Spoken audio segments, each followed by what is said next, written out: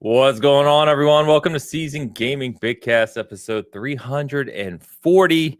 We are back. It is another fine Sunday of game chatter coming your way. I'm your host, Ainsley Bowden, joined by these two misfits you see in front of you. Of course, the lawman is back to dish out law stuff. Hogue, how are you doing, my friend? Intro. Good morning. I love that. I want to hand it to Travis, who is always willing to give the internet goofy photos of himself. So I really appreciate that. I respect that. And do with it what you will, internet. He's always adding goofy photos of me, really. So hey, go have at it. I respect it. There are a lot of people that I work with that are a little bit worried about clips or pictures or what have you. Nah. And Travis is not. No.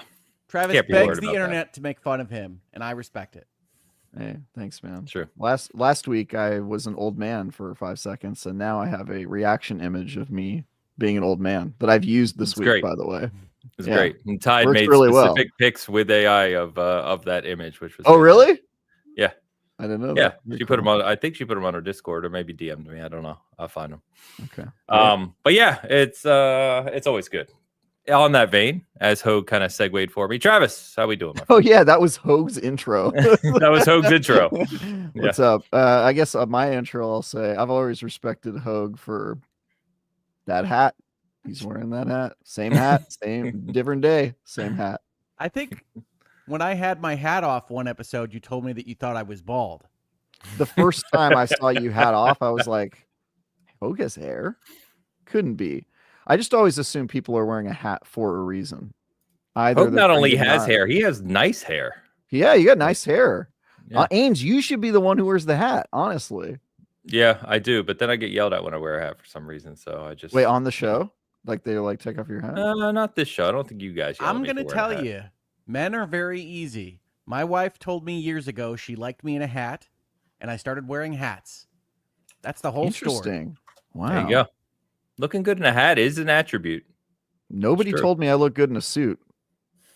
That was just all Travis. This is all me making mistakes. Oh, I'll do this during the intro. What you got? Zelda Triforce. Oh, Triforce. So that tie's overrated. You're overrated. First of all, 100% true. First of all, thinking Zelda's overrated, fine. Thinking the Triforce is overrated, bro. Fair call. I could have even one piece. Oh, here's a question: which piece of the Triforce would we each take? Wisdom. If we had to assign them. No, you don't get wisdom. You asked me what I would take. No. Obviously not wisdom. Obviously. Here's where I say I forget what they stand for. Courage, power, and wisdom. So if we chat, courage, power, and wisdom. Assign us our, what are we? Yeah, I don't know. Tell us, chat. What are we each? Okay, so if Hogue is wisdom, which okay, but if he's wisdom, I wasn't claiming the attribute. You asked me which piece of the Triforce I would like. Yeah, no, that's a fair one. I'm saying which ones do we represent though? But that's a different question to Hogue's point. You did say which would you take. So you're trying to take all three of them, obviously, but no, I'm not Ganon. Why not? Okay, I guess we found out which one I am. I want all three, guys. I'm going to kill you both, which is why I will be taking the Triforce of Power. Ains, that means you have the most generic of the three, Courage. Courage. Whoa. Courage is a very important attribute. I mean, obviously, because it always wins, but I don't know. I think we could change that. Hogue, if we work together. It's really just that wisdom and courage are working together that power loses. But I don't know. If we work together, we can get all three pieces. What happens if you get all three pieces of the Triforce? You get to remake the world in your image or something cool like that. Yeah, it basically grants your wish. Yeah, they're like the elements of the universe, which, by the way, weird elements: courage, wisdom, and power. It's not what I would have thought. Anyway. Good random commentary out of the gate here. I like it. Yeah. Yep. Got to say good morning to our good friend Paddington. How we doing, my friend? Paddington. Good morning to you. Now he has all aspects of the Triforce. Yeah, he's nailed it. He turned it into a hat. That's how powerful he is. He nailed it. I have no rebuttal. I still don't even haven't been this. All right. Moving on. Oh man. So today we are going to be talking about obviously those things called games. We have some games to talk about, new releases and other things we're catching up on. But the big discussion today is going to be about Summer Game Fest. We're going to run down the showcase list, games to expect, games we know should be showing up, as well as some of the rumors, not necessarily leaks, but kind of discussions that are going on, and the whole schedule for you. So we'll talk through that. Crazy enough, we've got more marathon news. We'll touch on that. I want to touch on a showcase and a few other things. But before we get to all of that, of course, we got to catch up on early super chats, commentary. Let's get to it. Oh my God, we've already got another Travis comment. I love it. I saw that. Random_name back with another $4.99 super chat. Good morning. Enjoying Marvel vs. Capcom Collection and Capcom Fighting Collection 2. Power Stones and Marvel vs. Capcom 2. Hope other people pick them up and play. Yeah, I got to be honest. One of the things that they've done with these collections is confuse me very much about where given games live. So I was on the Switch eShop the other day and saw that like the Marvel Fighting Collection #2 was out, and I never remember seeing Marvel Collection or Capcom Collection 1, and now I don't know where anything lives. So I know old man shouts at cloud, but these collections need to have better names to establish what's in them so that I know what to buy. Yeah, it feels like they've done Capcom is attempting to kind of curate these classics in a collectible way that's easy to access. But to your point, there's like a big mix of them, and there's been varying attempts at it, it feels like. So it gets a little confusing. But I mean, they're classic games without a doubt. Also very expensive. Are they? I had to wait for those to go on sale. Yeah, I think they're like, I don't remember how much the collections they were. I'm not are gonna full wager a guess. price. Yeah, they're pretty expensive. Oh, I didn't know that. Yeah. Is Capcom the one that did the arcade thing where you can buy their old arcade games for like $2-3 each? Not these ones, but or am I thinking of something else? I think that's Atari. Well, Capcom had the like 1942 and like the really old arcade games. Yeah. In various ways. Okay. And right. Sega had my favorite version of this with Sega Ages, where they would Sega Ages is awesome. Yeah. Do you guys ever play the Xbox 360 game, the arcade game room, where you got to have your own virtual arcade and you bought like cabinets and put them in your arcade and then played them? Those are awesome. That was a sick era of Xbox. I owned a ton of those games back in the day. Capcom Arcade Stadium. That's what I'm thinking of. Thank you, Steven. Arcade Stadium. Yeah, that's what. But that's to Hoag's point. That's where there's like these varying different collections of things. Well, and Game Pass and Xbox just put out a streaming one where I was playing like Willy Beamish and Space Quest 2.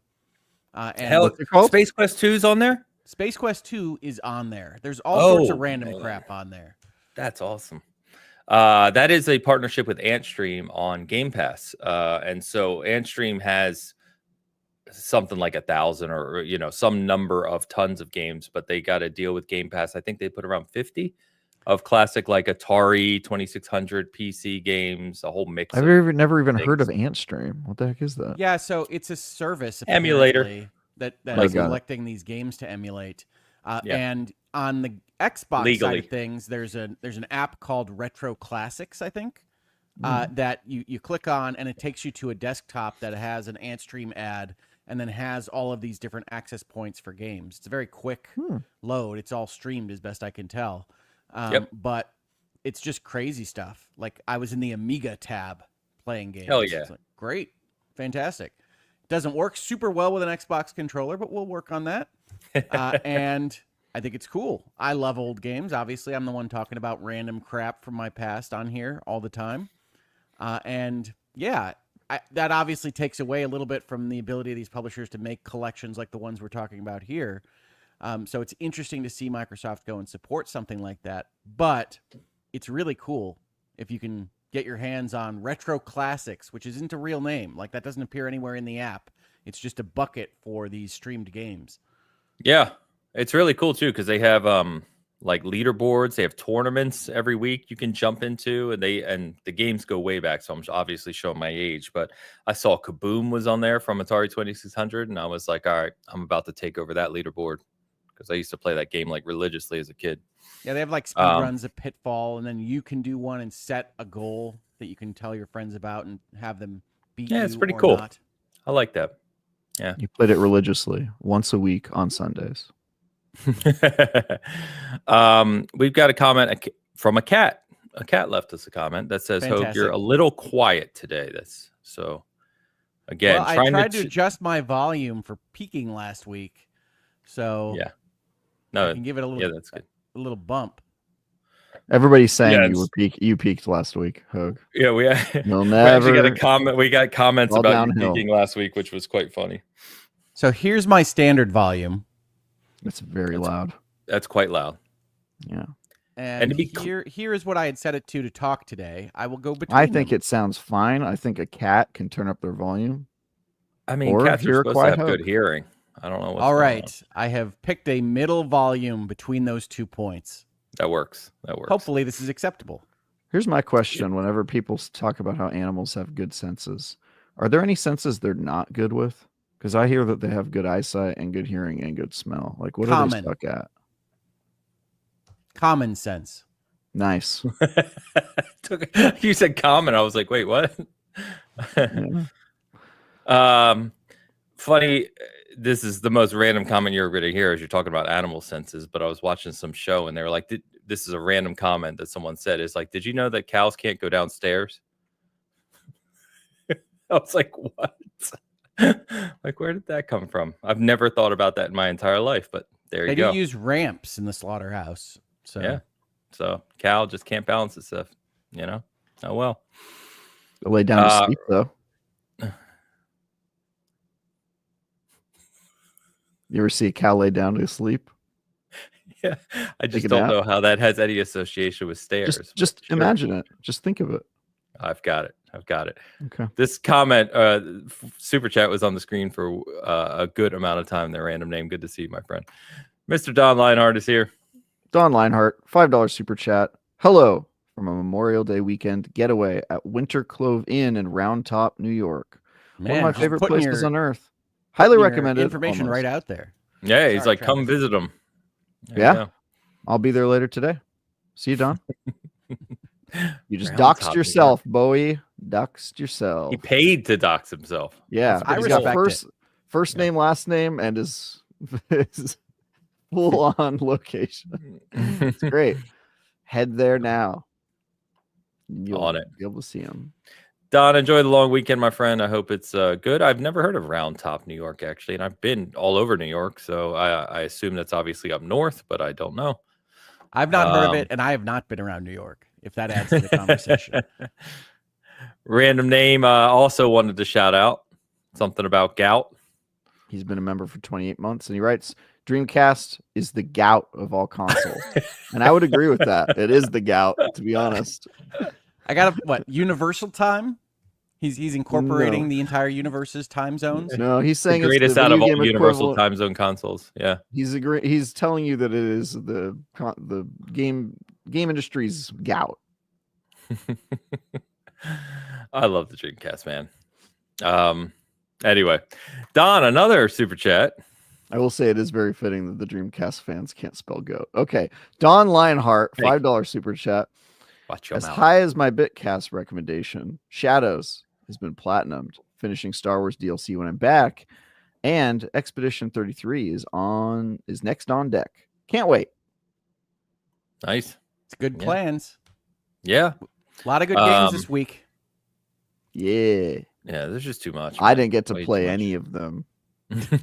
No, I was supposed to have this weekend off, and then on Thursday night, Tom called me and was like, hey, I know you thought you were going to have a little gap in your schedule. I'm sorry. Oh, I saw your review in progress. I saw it. I'm like, no, he can't have that game. It's going to kill him. They told me he was like, it should just be a quick review. Here I am, 35 hours in, no end in sight. What the hell, Tom? What game? Fantasy Life. I think there's hundreds of hours in that game. Probably. Yeah, Fantasy Life, the girl who steals time. I remember this. I've seen a lot of people posting about that, but I know nothing about it. It's We'll so talk about it. good. I talked about it Talk last about it. week. Yeah, he did Fantasy talk about Life? it. I did. Oh, Yeah. That's my fault. Then. And at the Sorry, time, Hope. I was like, I probably won't play that. And here you are. God damn it. He gotcha. Just when you thought you were out. Yeah. Let's ask the board member Travis what he thinks of that.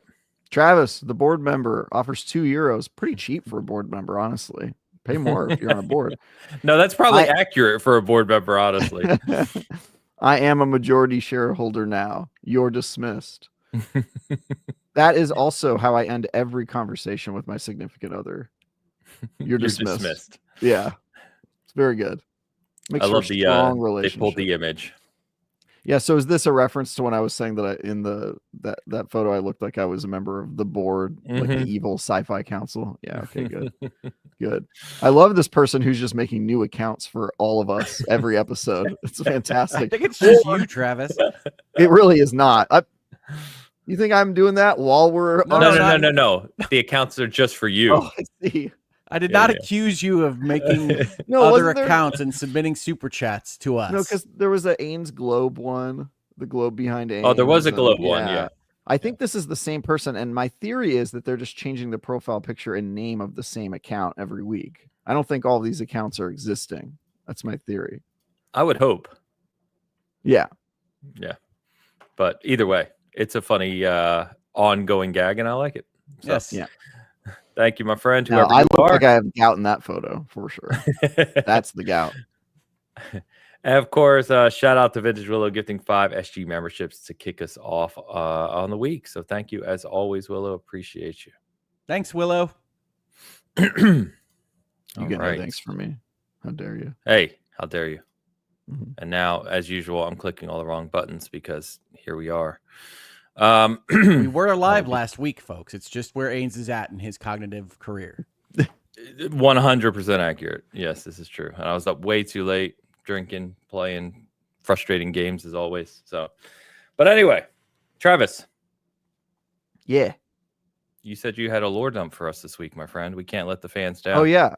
Lore dump. So we were talking before the show. I can't really remember how this came up, but we were talking about I don't remember how it came up, but we were talking about various first dates. So my question is, tell us about your first date in life. No, that was not the question. Wasn't it? What was the question? No, not directly. No, we were talking about, did you ever, your first time taking a girl to the movie theater?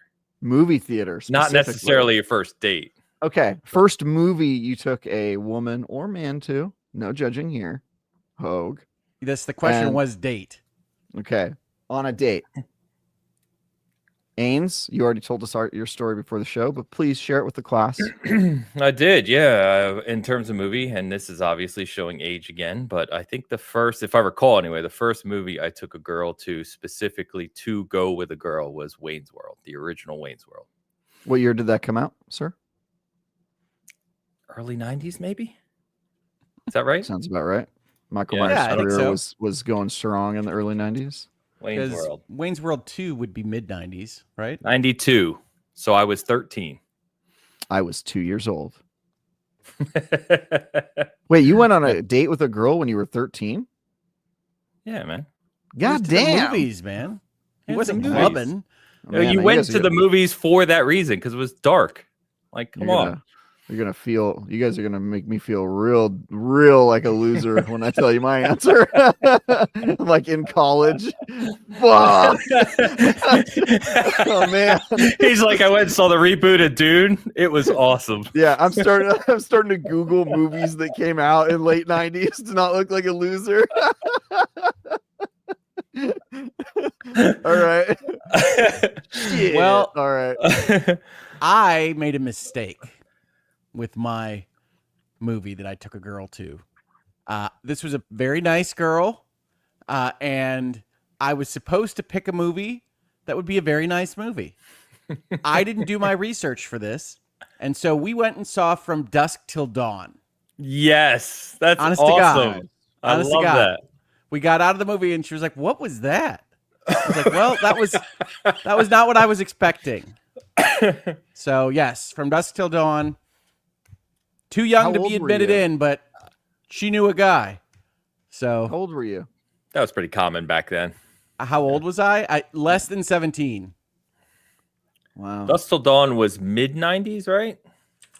I have to look it up. Because it was Quentin Tarantino's first one, right? So 96, yeah. So there you go. Yeah, So about years so late. 15-ish. I was Hogue, visiting are her you in her younger than town. Ains? How old are you? He's What? 1 year younger than me. He's I'm one a year little younger. Okay, Yeah. so that like means we're very close. We are Got it. seasoned.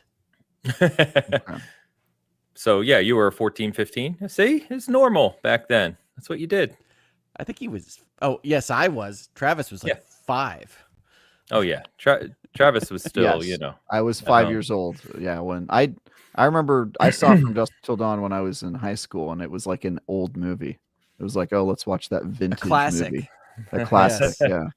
Well, so True. Sinners, which is getting a lot of praise in the theater right now. We went and saw that last week, loved it, but it reminded me a lot of like a much more cultured From Dusk Till Dawn.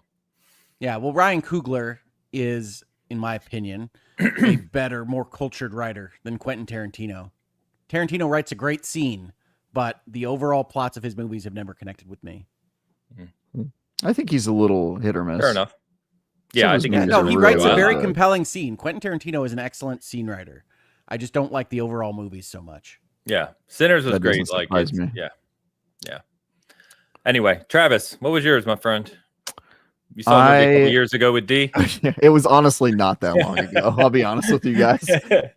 I'm sure we'll get into this in lore dumps of the future, but my dating life was a disaster until I was a man grown. And I think the first time what? Man What? grown. Until I was a man grown. grown. All right. I can use archaic English if I want. I believe the first movie I convinced a girl to go to see with me that was a date. Or at least I thought it was a date. It's a lot of qualifiers. Are there others? Yeah, Well, you know what, Hogue? I didn't go well for me. All right, early on. It was Hey, mine did not go well for me. Right, yeah, but Mine went well. Okay. Well, but you were like what, 15, 16? You're supposed to have bad dates at that age. 13 is crazy. All right, no one was. Yeah, on. I don't even. Anyway, it was 2008. Tropic Thunder was the first. Okay, that's a funny movie for a first date. It's a funny movie to go on a first date with. It's good. It's a good time. Even if the date didn't go well, at least you saw a funny movie. At least you laughed. At least you laughed. Which really should be the advertisement for dating me. At least you laughed. Really, when it comes down to it. Did you find your D's soulmate? like, can't No. confirm. Yeah, absolutely. Yeah, do we need a D soundboard like the? We the do need radio a D team? to soundboard real badly. Yeah, we do. Trophy Room asks, when was Travis's first kiss? That would have been Just before the His show. wedding. His wedding. the wedding. Yeah, still waiting for it. Actually, no, I'm just I believe it was also 2008. I was an adult by the time I kissed a girl, like a legal adult, because I wanted it to be lawful, guys. It's really all what it's about. That's here. what it We're was. just Yeah. keeping it lawful. In middle school, in 8th grade, a girl tried to kiss me, and I was not ready, and I threw up. So there's a little That's breakout. not true. That is true. That is true. In 8th grade, a girl tried to kiss me, and I vomited from nervousness. You're like an anime character. Yeah. Yeah. I wasn't ready. I don't know. My body just, can't tell you. Reggie would not be pleased. Your body was definitely not ready. Yeah. Yeah. It's pretty bad. Oh my Pretty god. bad. Well, you're getting your I didn't money's throw worth up from on Lord her, Dump though. today. I didn't throw up on her. Somebody said Stan from South Park. No, he throws up on her. Okay. I threw up near her. Different. Just letting her know to get back. Yeah. Like a squid shooting ink. Oops, I inked. It's a defense mechanism. Did you ever follow up with that girl? You probably traumatized her for a good number of years. She and I were friends later in like theater situation. That's all I remember. Yeah. I have a I really know if that bad happened to dating one of my history. daughters, she would be very upset about it for a long Would time. she? Well, there you go. Tell her to stay away from the dorky Jewish guy. He's not ready. I mean, I already told him to stay away from you. Good. Yeah, well, she should just, everybody should take that advice. At really. least she'll laugh. At least she'll Does this laugh. person remind you of Tie Guy? Stay away. Yeah. Fair. Oh my God. Well, you got you got your money's worth of lore dump today. So there you go. Sure did. An Yep. extra helping of lore dump. And of course, before we jump into the games, let's hit up Tide's picks this week. And we're summer tubing this week, boys. The pool is open. Oh, nice. My swimsuit is a 3-piece. I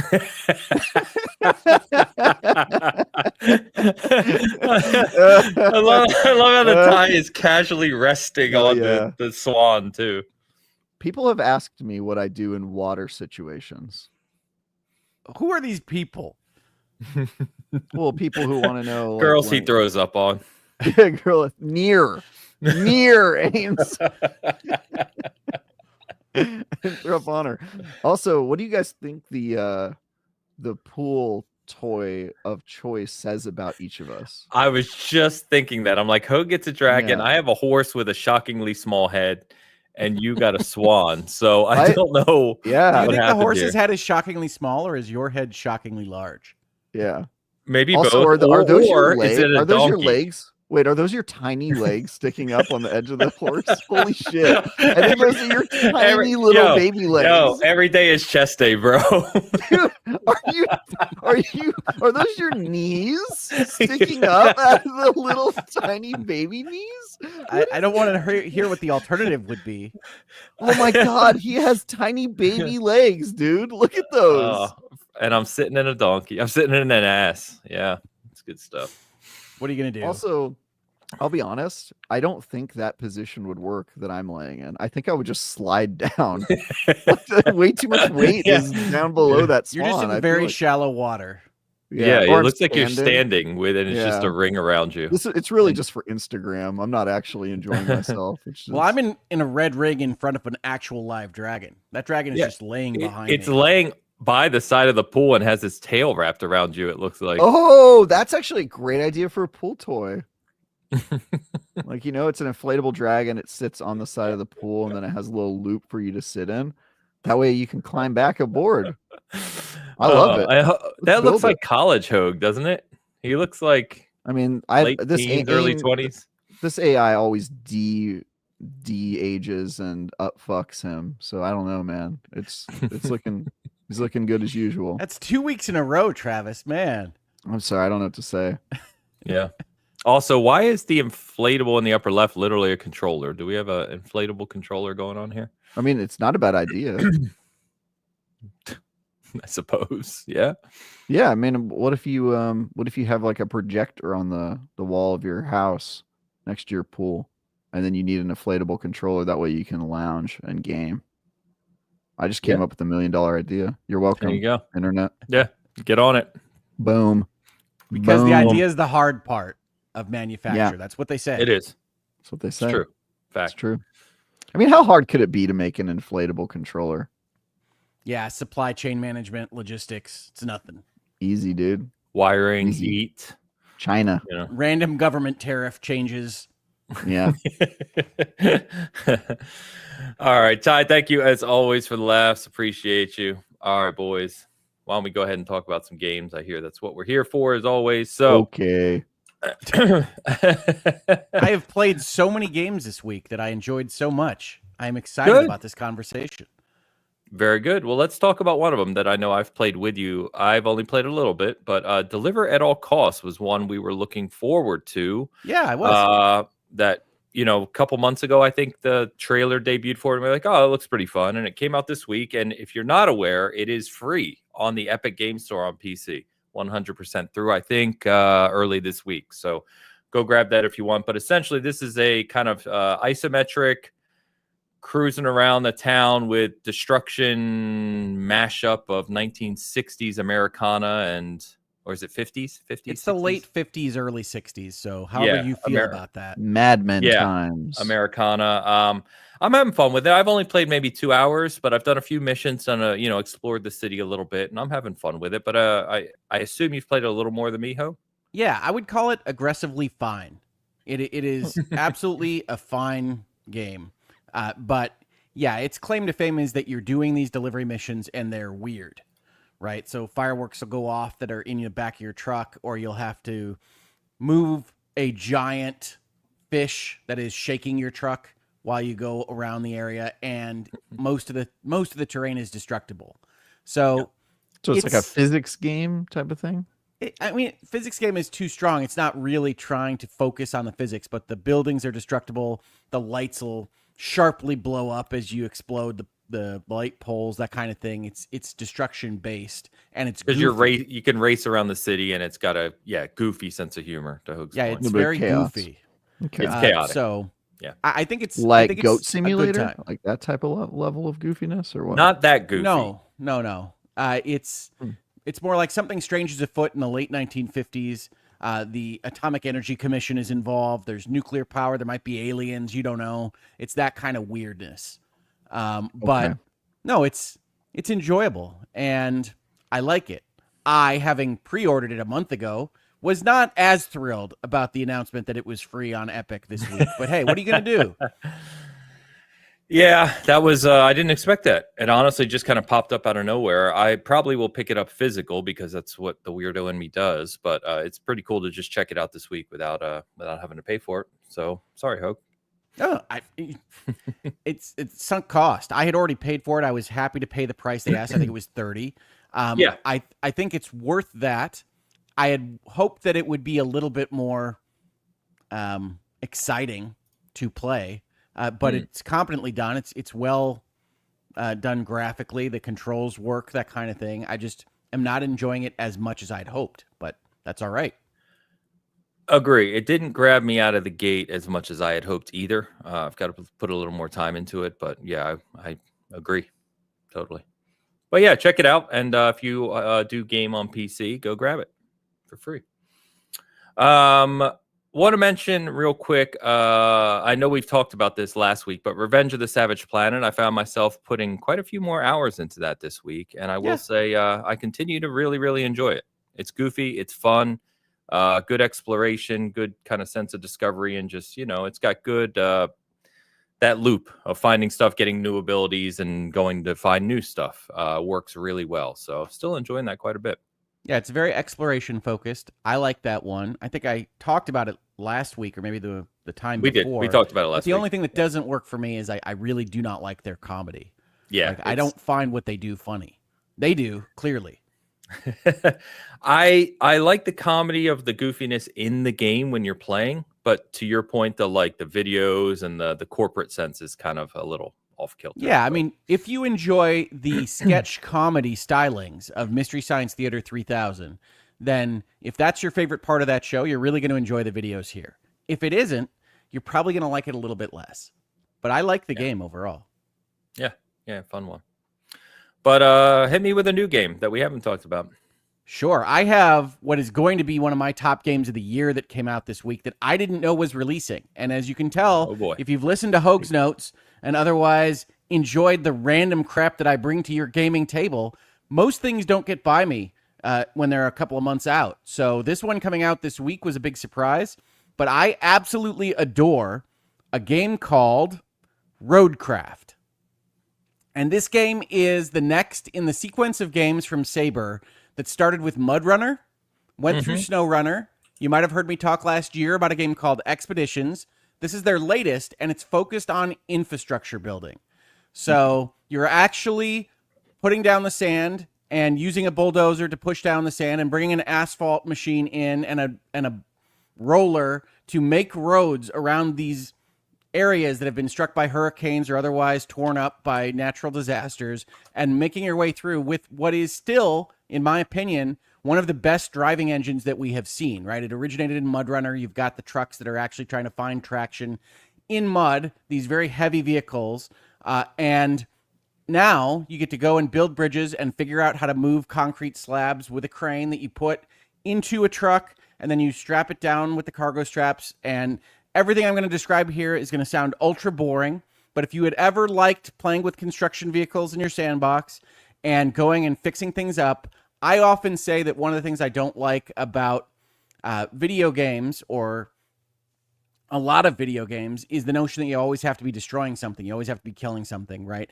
And this is a game where you're building up things. You are going and you're saving towns. You're connecting power plants. You're figuring out how to make a pipe and get it over to a place that's very difficult to get and putting it in a pipe framework so that you can get electricity to the next power plant so that you can then make that power plant serve the entire area.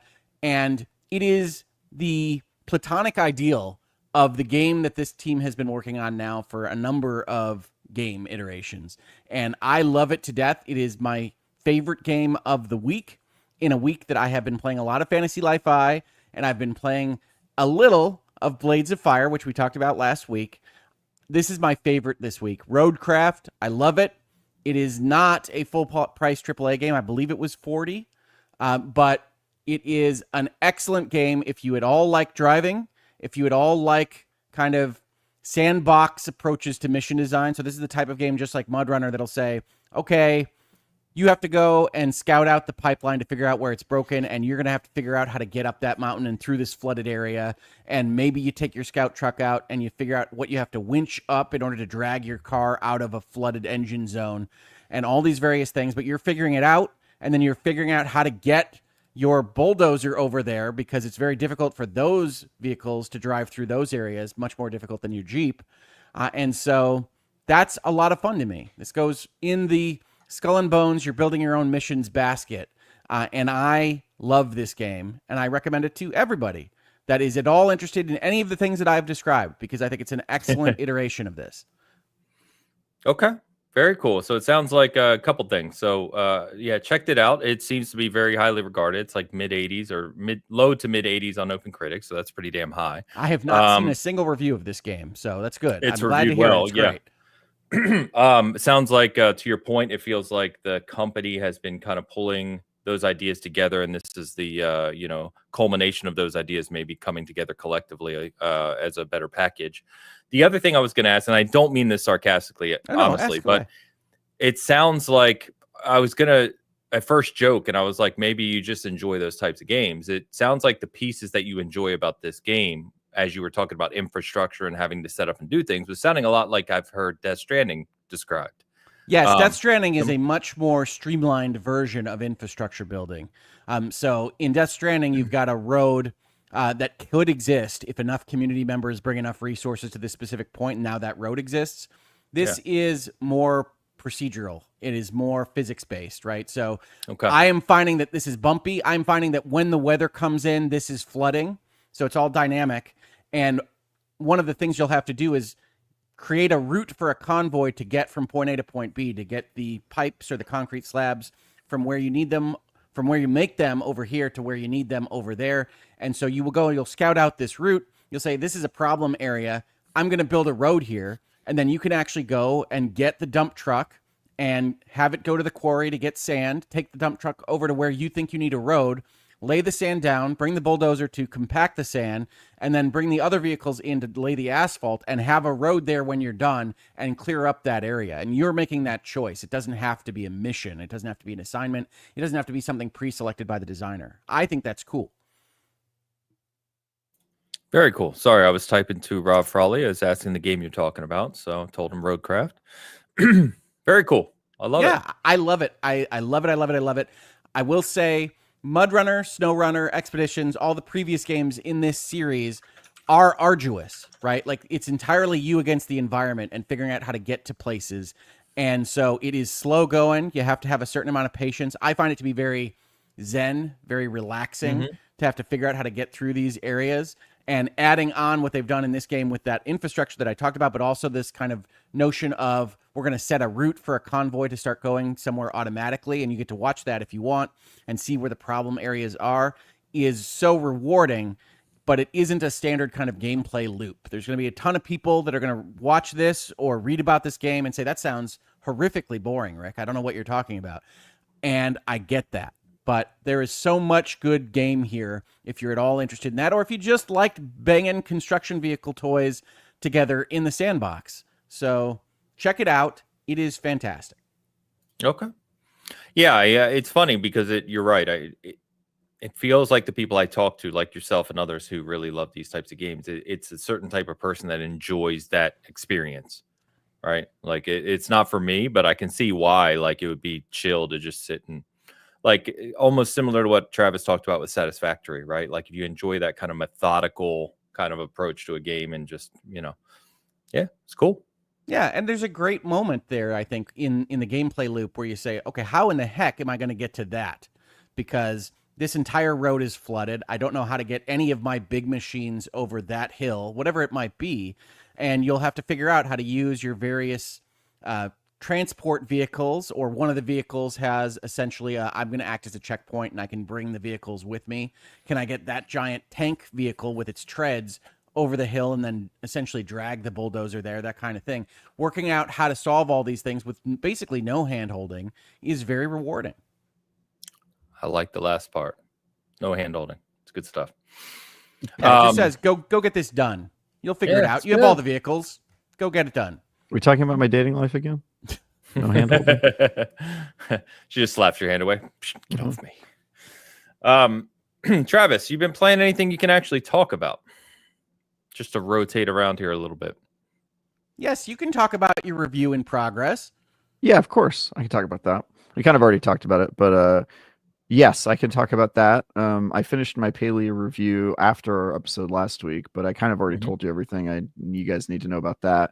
Almost immediately after that review went live, I got put on another cozy game, which was one that Hogue talked about briefly last week, Fantasy Life I, the girl who steals time. And I like how you read it, the entire thing, the whole time. Is it mandated that you have to mention the entire name? Well, there's other Fantasy Life games, Hogue. There is one other Fantasy Life game, and I think the I distinguishes it. There's two. There's Fantasy Life for the 3DS, which I did not play. There's also Fantasy Life Online, which I did play. I have never heard of Fantasy Life Online. 2018. I did play the first on 3DS. Yeah, I missed that one, but I probably should go back and play it. But anyway, you don't have to have played the old games to play Fantasy Life it is a life sim. That's what I describe it. Adventure game. It kind of mixes a couple genres. I would say the cozy label fits it quite well, and that it does. I was going to ask you that. You think it's a cozy game?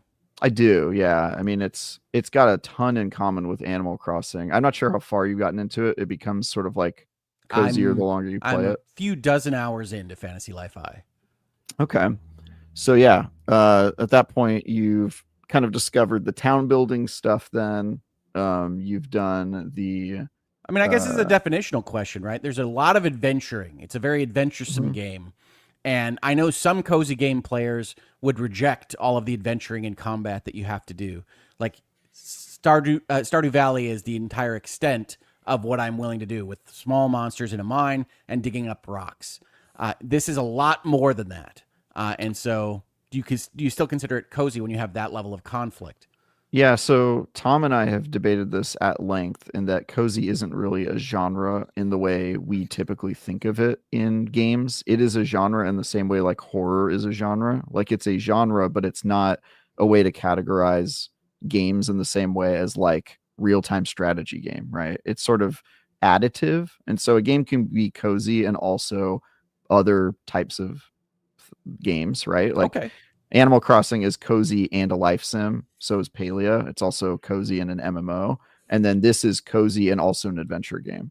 And I think you can have multiple genres in there. I will say it has definitely been embraced by the cozy community. Like, all the people that are playing and talking about Palia are also talking about Fantasy Life and how much they like it. And so, yeah, I would say it definitely meets the category for me. There is combat in it, but the combat is extremely not demanding. It's basically just like I think the entire game functions on one button presses. Yeah, exactly. And so I think that's the vibe, right? Is if you can play it without ever leaning forward in your seat and you're kind of just like chilling, then it can probably fall into that cozy genre. It is not a Souls-like. I just assumed chilling is how you both play Souls games from the description of your experience. Yeah, I mean, but there are moments where like, yeah, I mean, it is. I mean, I actually know a streamer who considers Souls games cozy because she has that. She's just like, this is my comfort food. It's the thing that I just. I was going to say, I think the word play. Cozy almost designates whatever you're really comfortable with, right? Yeah. It's not necessary. And so, yeah, I mean, if you define it that way. All I would offer is that the term loses its usefulness at that level. Yes. Agreed. I mean, all genre definitions are basically useless when you talk to enough people. But I will say I think that cozy has a like a fairly agreed upon definition that I would say this fits pretty squarely into. And life sims in general, if you have life sim elements, your odds of being a cozy game go up pretty dramatically. And this is like life sim is one of, I would say it's two major pillars. Three Well, pillars. I would describe this game as if you play Final Fantasy 14 and you just like to run around and craft and build in an MMO, then that's what this game is built upon. Is we've got all of these crafting jobs, we've got all these gathering jobs, and we've got all these combat jobs, but you really only need to learn one. And for the most part, those missions, those quests that are associated with the crafting and the gathering are going to be what we might describe in a vacuum as really, really lame, right? But there are a lot of them, and they're just designed to show you how the systems work. So it really does have that, to me, Final Fantasy 14 feel, where if you've played that particular game at all, you know, if you're going to go and be a miner or you're going to be a crafter of some kind, you've got all these relatively lame missions from a particular guild master that's going to drag you through becoming an expert at whatever it is that you're trying to learn. And honestly, I feel a great affinity towards that whole process because that's ultimately the same place I get stuck whenever I try to play Final Fantasy 14 is I wind up becoming a relatively good version of every job and never advancing the plot at all. And so this game kind of has that vibe. It has a fairly silly anime plot on top of it, but it isn't demanding of you in any way. It's very cutesy throughout. So I'm enjoying it, Travis. I heard you say that it's great. I'm a little surprised you're enjoying it as much as I am, insofar as it's not terribly novel. It's not trying to push any boundaries by the looks of things. Yeah, I don't think it pushes the boundaries in any like major ways. It's not like a genre shift, like kind of it's not a on the frontier really with any of these genres, but I do think it combines a couple genres together and does all of them really well, which is always super surprising because a lot of games they try to put that much into it and they end up kind of not doing any of them well. I would say the RPG mechanics in this game are really strong. Like the adventure is really strong. The story I'm actually quite enjoying. The writing is good. Like they got some jokes in there that I think are funny.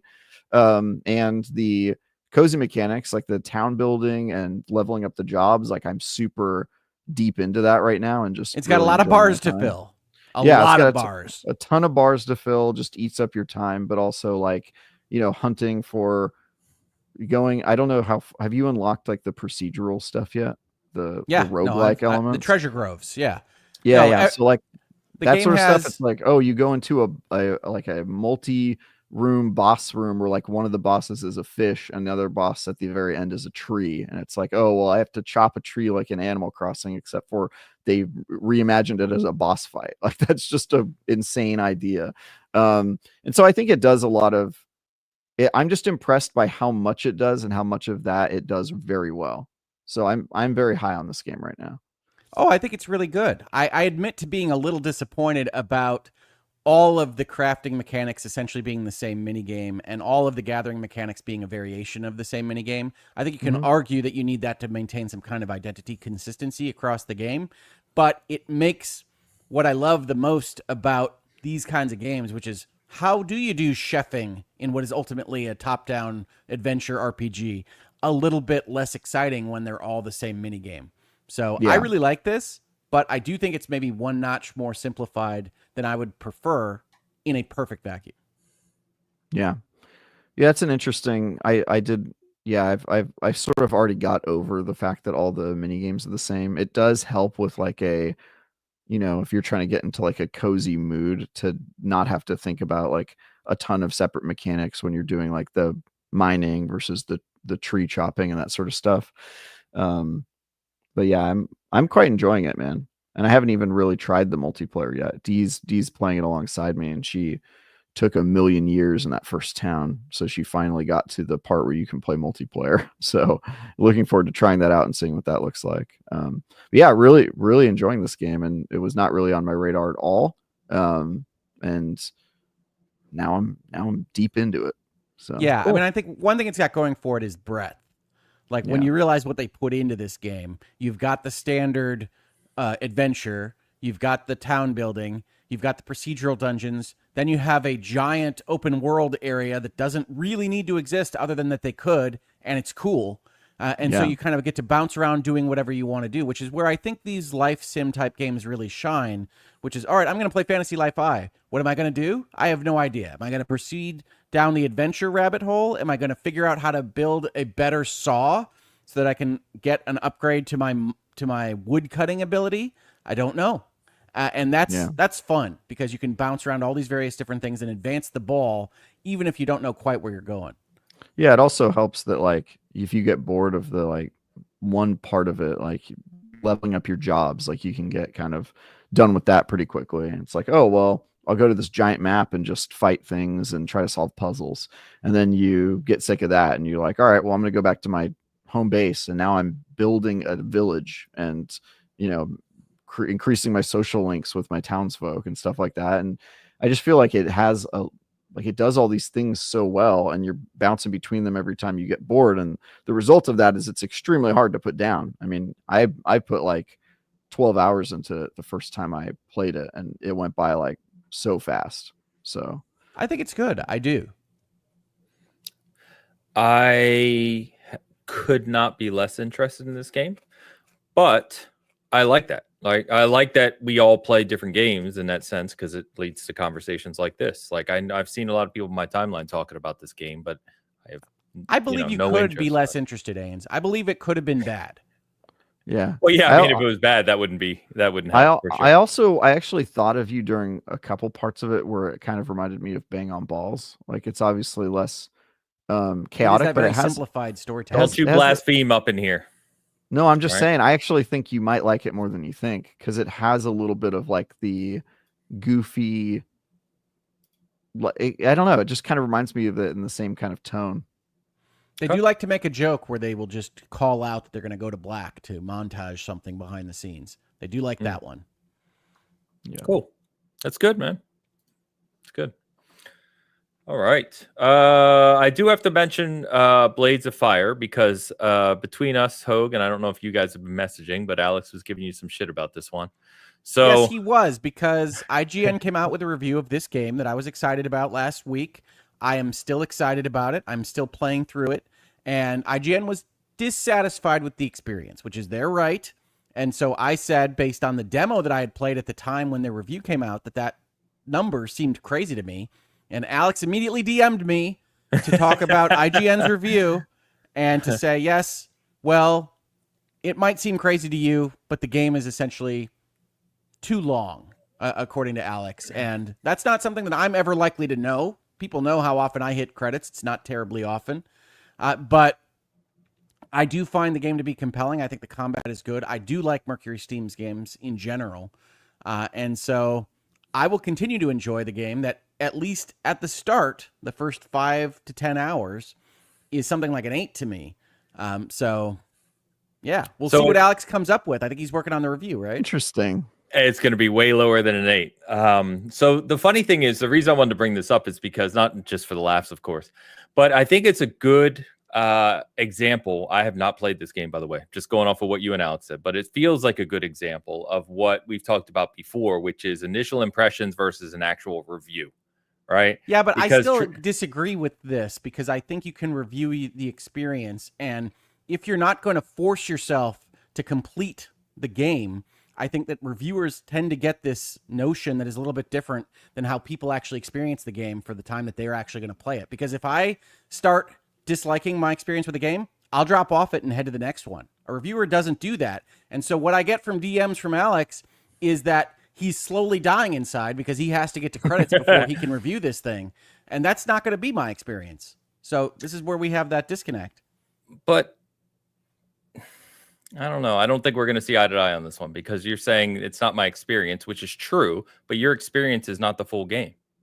Right, but my experience is still worthy of review, right? So like what I'm going to experience in this thing is going to be a certain value. I'd say it's worthy of comment. I wouldn't say review. No, because you can review the experience. The experience is its totality. You 100% can. And I have been taking notes on what I see as a different way to review games that you might be seeing launch in the near future. I think there is a totally good argument, Ains, that it's just not the standard for like the games industry. And if you did a review like that, you would just have to say that that's what you were reviewing, right? Like you You're could say I'm reviewing reviewing 10% of a game. Yeah. Honestly, a lot of I think people would that's love. insane. No, a lot of Here's the people would deal, love. Ains. We live in a world in which you can check the trophies as to how far people get in games, and it's not super far. So I think there is value in when you get home and you unwrap this thing, how are you going to feel about it when you have your 2-hour session in between taking care of the kids and going to work the next day? And how are you going to feel about it next week? And have an actual conversation about what the game presents as early on, whether you're enjoying your time with it, and then talk about whether it can sustain that and when you dropped off it and that kind of conversation. We've had that since the beginning of time. They're called impressions, they're called previews, they're called thoughts, they're called podcast discussions, they're called everything except for a review of a full product. Well, you're welcome to review the full product. I'm just saying, in my experience with reviewers now, people are clearly forcing themselves across boundaries that the average gamer is not going to do to get to the credits of a game. So when people naturally fall off these things, when you see that the trophies for Act 3 of some game are only 27%, it's because people fell off. That's worthy of commentary. The game can't sustain itself that long. Commentary, yes. This is just words, man. Review, I commentary, think whatever. It's really splitting hairs. If you're saying a review of the first 10 hours of the game and you have like a score of the first 10 hours and it's completely transparent, that's what you're reviewing. I don't have a problem with that. If they just called it a review and they only played 10 hours, then I think that's extremely misleading and people would be like right to be angry because you're attributing the word review, which people generally assume means you watched the entire movie, you got to the credits, right? Yeah, or you listened to a whole music album, or you read the whole book. It's like saying I'm reviewing the 2 songs off this album. It's like, yes, okay. but this is one of those areas where the games industry is not analogous. These things are much, much longer, much higher time commitments. Sometimes, and lots of people are not getting the whole experience even when they buy something. You're adjusting the review for what people do rather than. I'm not adjusting it. I would just be reviewing my experience with something, and yes, I would comment on when I fell off it if that was applicable. So those would be your impressions. Yeah.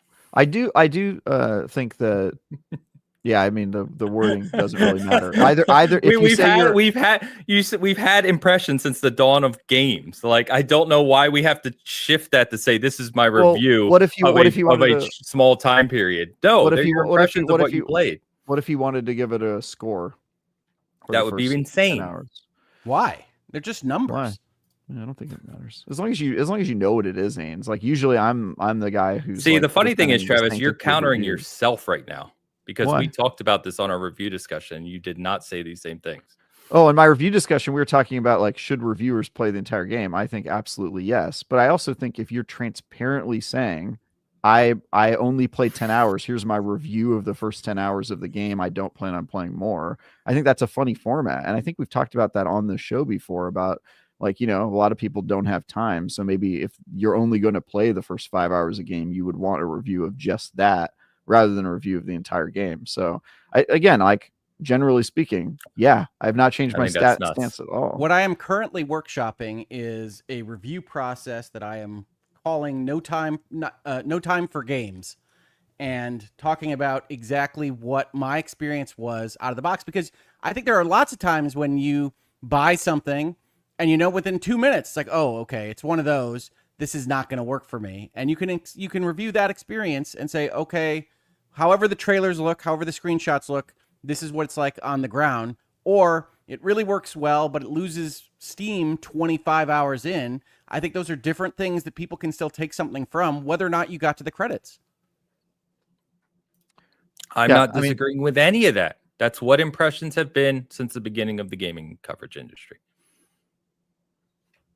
I don't know why we have to act like this is a more formal review process when you could just say, I've played 5-10 hours. You want to call that a review or not? No, but my point is everything you just said, you could do videos to say, I've played 5-10 hours of this 100-hour game. Here's my impressions. That has happened for decades. But why are you the word police? I'm going to call it a review of that time. So what? You're going to review and score 10% of a game. I'm going to review and score my experience with the game, however percentage that is. Why? Okay. I don't think it's crazy, Ains. Like, I mean, we obviously disagree. That's fine. It's generally okay. speaking, I think it would not match what people think is a review. And I think reviewers who are especially professional reviewers, they should play the entire game. But there's room for wiggle room here, right? Like you review a game, but you don't 100% all the games you review, right? And so there's that argument where people are just saying, well, you didn't actually play every side quest, so you can't really review it. And I think if somebody but that's a bad comparison. I mean, that's not a valid argument either. Well, what about? I mean, I think if you're Platinum is a whole stupid conversation. No, but you can 100% review whether or not the trophies are set properly. That's not usually commentary. Yeah, right you now. could Some people specialize in it. I'm sure there's somebody out there, Ains, who's reviewing 100% runs of games and how it feels to 100% a game. And I think that's valid because if you're the type of person who wants to 100% a game, you might want to know how that particular experience is. Likewise, if you're somebody who only plays like 10 hours of a game because you just don't have time, you might want to know what the first 10 hours are like. And so I think it's fine. He can call it a review. It doesn't really match the definition, but if he's being transparent and saying, here's my review of only 10 hours of this game, I did not finish it, here's what I thought, I think that's fine. And it just wouldn't comply with like the generally accepted definition of what a review is. But I don't think it undermines reviews in any way. Right. My argument would be it would be more useful to more people than what you're describing as a requirement to be considered a review.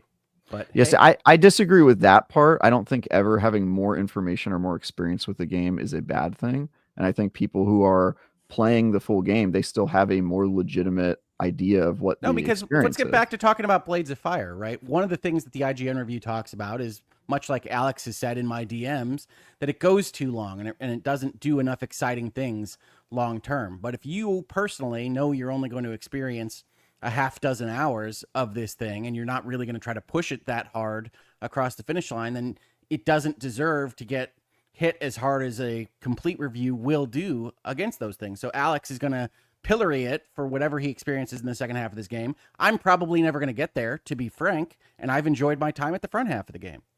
Yeah, I think you could close your eyes and cover your ears and say la la la la la and pretend the bad parts of the game don't exist. But I'm never going to see them, so they don't exist. Yeah, but again, you could watch the first VHS of the Titanic and say it was a really nice romantic movie, right? And completely ignore the part where things go bad. I don't think that changes the work though, and I do think that sometimes people act like reviewers playing through the entirety of a game makes it feel like a chore and takes some of the excitement out of it. That has not been my experience with games at all. I think games that are fun to play for 80 hours. There's a lot of those. I'm playing Fantasy Life. Would Blades of Fire right now. be better if it were more compelling throughout its runtime? Of course. Or would it be better if it were shorter and didn't you know? But what I mean? You're going to learn all this from a full review anyway. Like a good review is going to tell you that the first 10 hours were really good, but here's why it detracts. So someone who buys it and may play more than 10 hours knows what that whole experience arc looks like. Like it's crazy. Okay. Yeah. Then you don't have to watch, Ains. Yeah, I do think there's probably an audience for it, Ains, and I don't object to it. There's an audience for everything. I don't doubt that one bit. Yeah. I mean, there's an audience for 40-minute reviews, and I'm like, whoa. Like I wouldn't. Also 2-hour reviews, 3-hour reviews. I'm like, that's like the whole time of the game. But anyway, I don't have a problem with that. I just think it's, I will defend playing an entire game and stating your opinions on it because I do think that is important. But yeah, people do whatever they want to do. Of course. Yeah. I agree with the cat too. My new review is going to review books based on their covers. Solid. That's what we should be doing. I mean, if that's how far most people get. That's the argument that's being made. Yeah. Yeah. I mean, that's what we're talking about. So, but that's okay. Where the hell were we even on this conversation? Blades of Fire. Fire.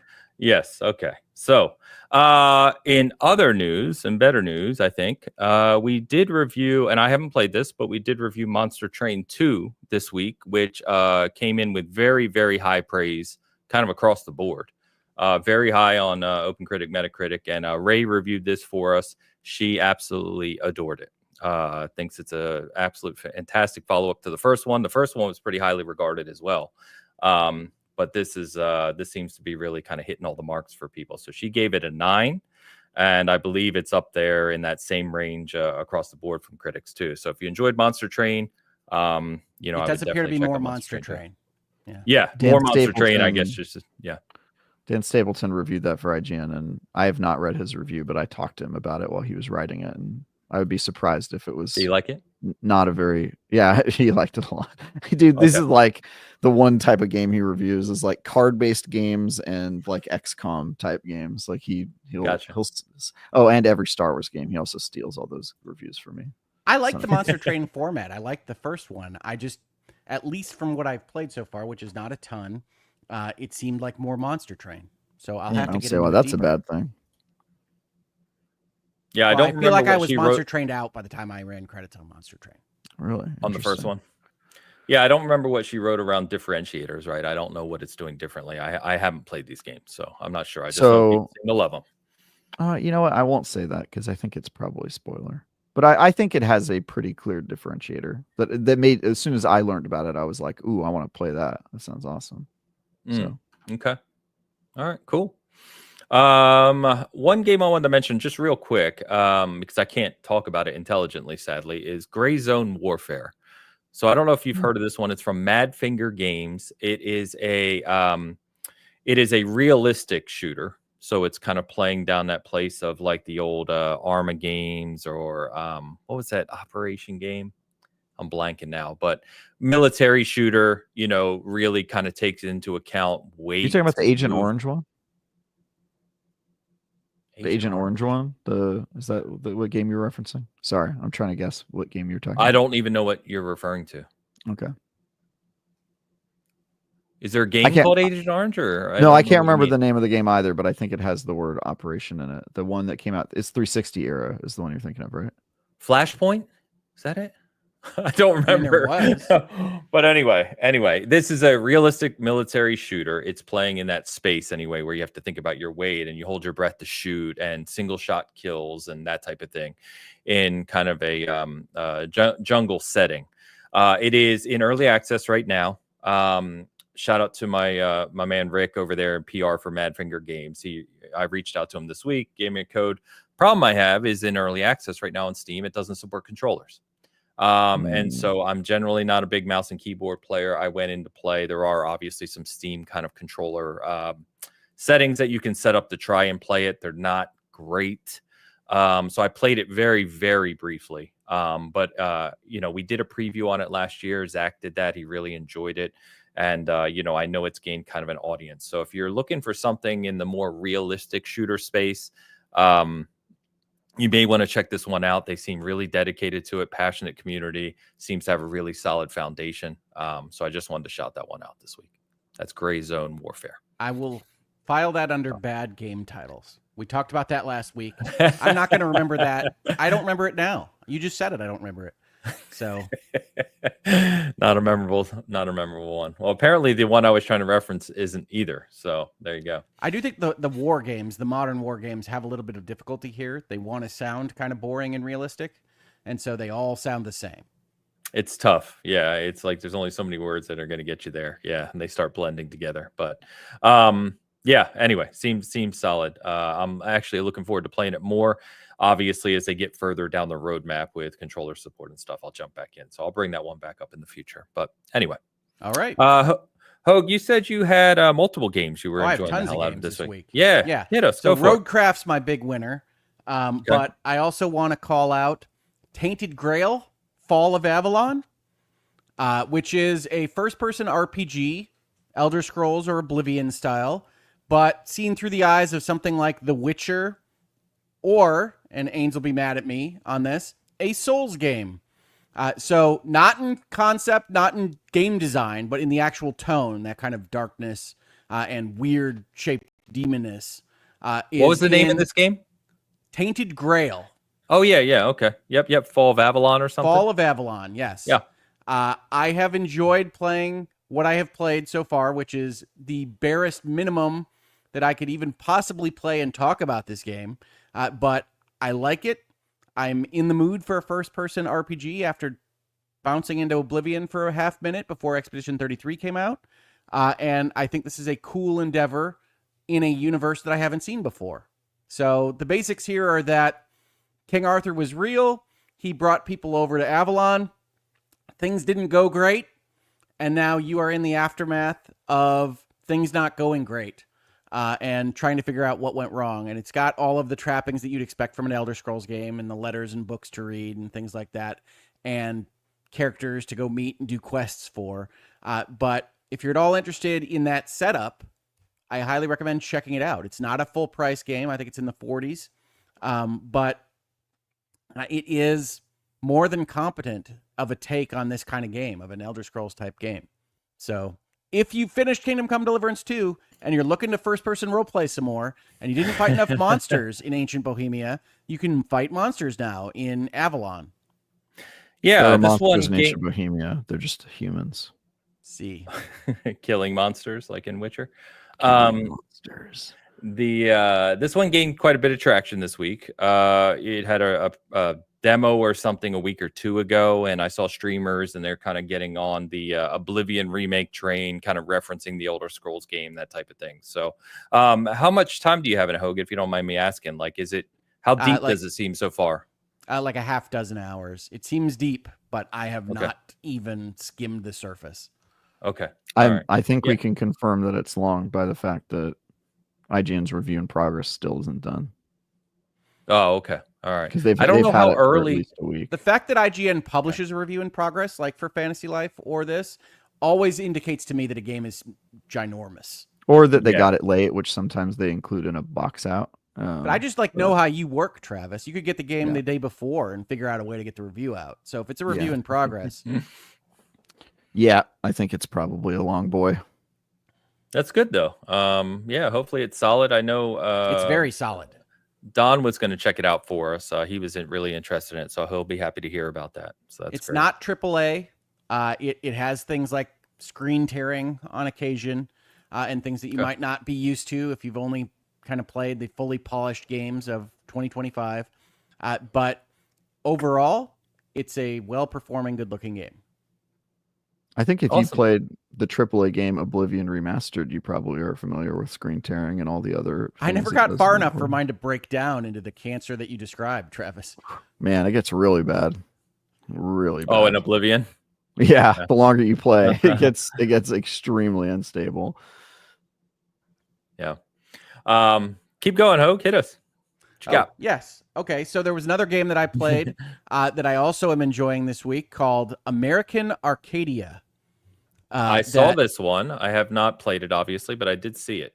That is a kind of Limbo Inside-esque indie platformer combined with a Truman Show story and puzzle solving in a first-person perspective. So it's a little bit of everything. But it also means that it's kind of a jack of all trades type of game. I don't think it is the kind of game to run out screamingly excited to buy, but it's doing a lot right. It is interesting, which is more than I can say for some games. And so I do think it's worth checking out. And again, not a full price game. I think this one was $20. It is a little indie platformer with designs on being something more. It has not yet reached those aspirations, but it's well voice acted. The graphics are pleasant. The game controls just fine. And so I think it's worth checking out. I remember this one now, so I'm looking it up, and actually came out a little while ago, right? It's not new. It's 2 weeks. Is it?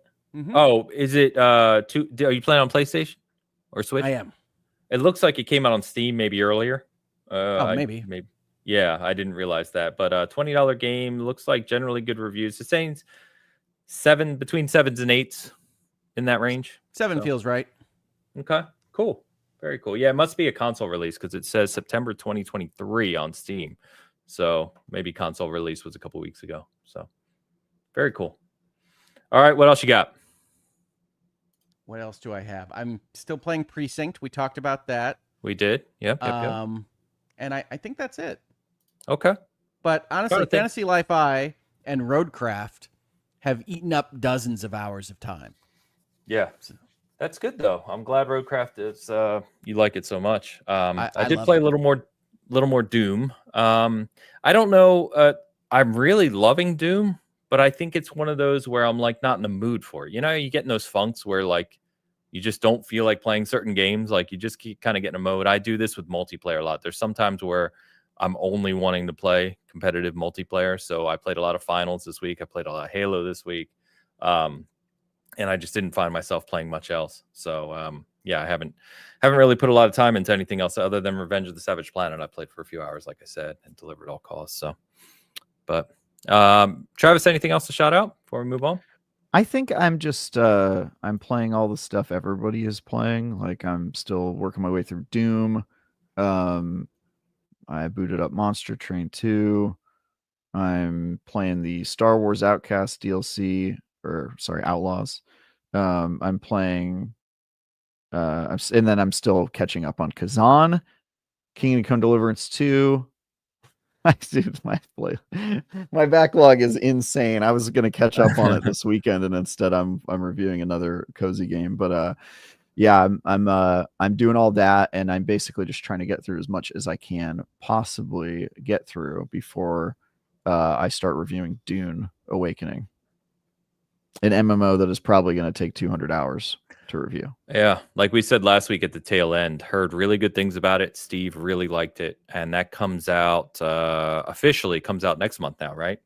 Yeah, it got delayed by a month while we were doing the open beta because of all presumably because the Discord was filled with people reporting a bunch of bugs, and I think they realized that their build wasn't as stable as they thought it was going to be, so they delayed it an extra month. But yeah, I mean, what I played was fantastic, and I played 30 hours during the preview period, and it was just the tutorial area. I love Dune, and I'm excited about the project. I've talked to you both about the fact that I don't love Funcom as a publisher, so I'm going to have to wait a little bit of extra time to make sure that everything is working to my satisfaction before exchanging my American dollar. Or at least the first 10 hours. Don't you start. In late June, I mean, that's what he cares about. In late June, you have Death Stranding 2 anyway, Hope. I do. I have Death Stranding. I have Alters. I have stuff all the way through like Metal Gear Delta and like to the end of the year. The Switch comes out in a week. Like there's stuff all over the place. Yeah. Cool. Very good. Well, let's catch up on a couple Super Chats member comments here. Googleman came in late today. Googleman81, €10 super chat. Warhammer Skulls Fest is happening, and there are so many options to dump lots of money into stuff that is clearly totally inspired by Gears of War. They do look and feel like Gears of War, or Gears of War looks and feels like Warhammer. However, you want Gears of War definitely feels like Warhammer. Yeah. Although I will say, I don't think Gears is as Skulls obsessed as Warhammer. Warhammer is very obsessed with skulls. They are. Yes. So if you don't know what this is, Warhammer Skulls Fest is like a celebration of Warhammer this week. So there was an event where they announced some of the new games coming in the Warhammer universe. They announced some new things like Space Marine 1 is launching on PC, like a remake of it, or remasters launching on Xbox and PC.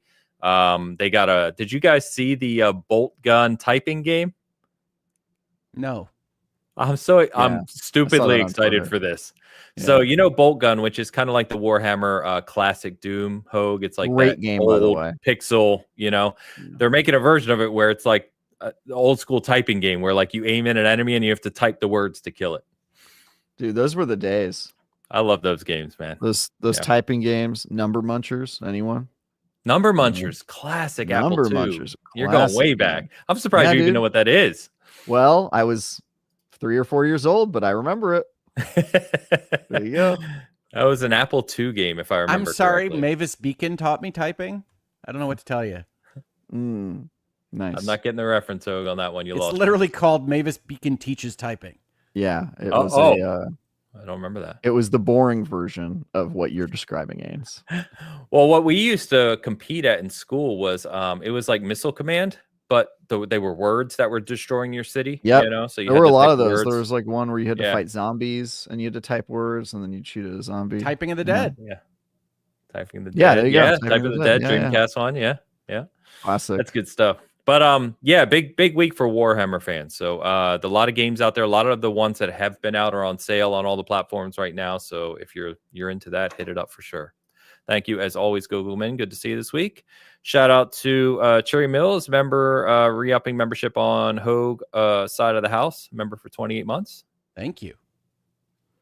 Almost 2.5 years. Congratulations. Happy anniversary. Cherry Mills.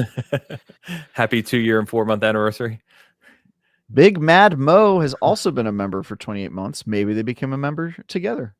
Holding hands. Maybe they were holding hands as they joined our membership. Shout out to the panel. Ains, Optic always going through the loser bracket. They got a rough time today, but I think they going to take it again. Who got? Yeah, he means who you got.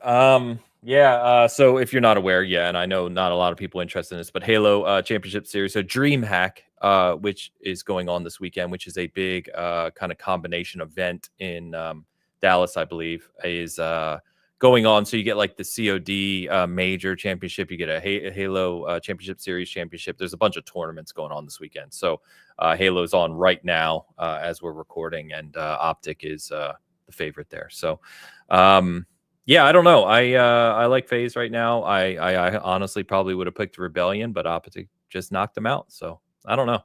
I love TSM though. I'm rooting for TSM. So cheers, Mo. Good to see you.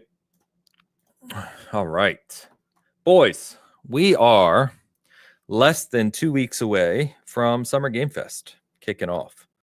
So we're less than 2 weeks away from the Switch 2 being delivered, and the Switch 2 is June 5th with very optimistic. Yes, true. With Summer Game Fest starting that Friday, the day after. So there's a bunch of events going on. There's a bunch of games that will obviously be shown, but we wanted to run through that a little bit today. And I wanted to do that this week because next week is we've got some other releases happening that we'll talk about next week. So I figured kind of we'll run through the show stretch here, talk about some games and some of the things that I'm seeing or expecting, I will say. No major leaks, I don't think yet, like official ones that we can say are valid, but there's a lot of chatter around what's going to be where. So I figured we can talk through that as well as your guys' expectations, of course. So let's do it. Nice. Yeah. So Summer Game Fest, it kicks off kind of formally on Friday, June 6th at 2 p.m. Pacific, wherever you are. And that is the showcase. So that is Keeley's YouTube Theater. I'll be in the audience with a bunch of people, Luke, Joe, a bunch of people that have swung by the show. Travis is, he won't go on a date with me to the show. I don't know why. He's maybe afraid of puking on me or something. You're not paying me. I only get paid for all my dates.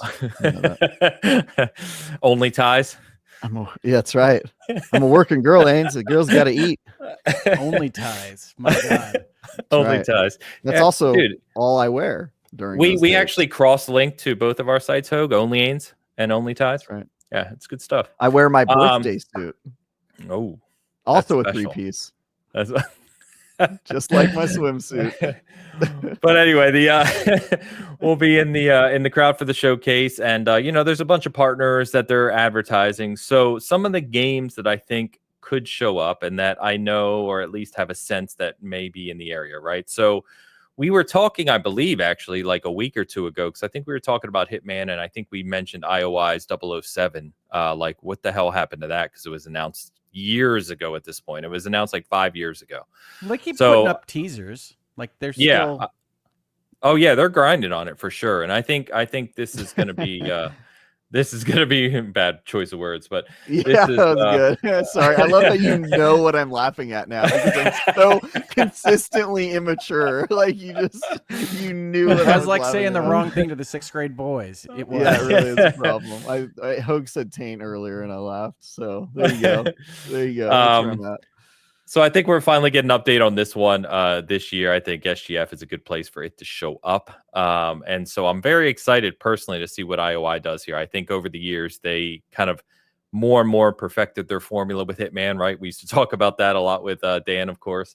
But I think translating that over to 007 as an IP will hopefully, on paper, it makes a lot of sense. We'll see what they do from a game perspective, but could be a lot of fun. Do we know that IOI is going to be there? We don't know for sure. No, it hasn't been announced. I'm just telling you that there's good rumblings that they will. I was just curious because even if they're there, they still have to convince us to buy Mind's Eye, right? So they're publishing that. IOI's publishing Mind's Eye. I didn't know that. Yeah, that's the relationship that they announced earlier. It's IOI publishing, right? Could be. Maybe I'm just forgetting. Yeah. I will search right now as we talk. But Mind's Eye, yes, I agree with you. And without getting us off topic of Summer Game Fest, did you see that there were leaked playtest discussions on Mind's Eye this week that came back not too high? I mean, I was the one that when we saw those trailers said it looked like Mid's Eye. I think it always has. I hope that it is better than that, but it doesn't surprise me if you have early rumblings that it isn't all that. It's definitely not going to be Grand Theft Auto. And if people go in expecting that just because of Benzies, they're going to be very not happy with the end result. But I still hope that it's decent. I don't actually need Grand Theft Auto. I love a lot of trashy, semi-open world adventure games of the PlayStation 2 type era. So hopefully it hits that mark, if nothing else. But agree. Yeah, IO Interactive is publishing Mind's Eye through their IOI Partners program. So this is the EA and other big publishers offshoot indie type support studio. Yeah. Okay. One other that is seemingly ripe for showing up is Hello Games. So remember they showed Light No Fire, their next IP after No Man's Sky, right? Which is this generated very in the theme of No Man's Sky, but Earth basically. So co-op adventure across all of a single planet is the idea here. Fantasy demon infested Earth. You can't undersell it, Ains. Yeah, there's skeleton warlocks and things.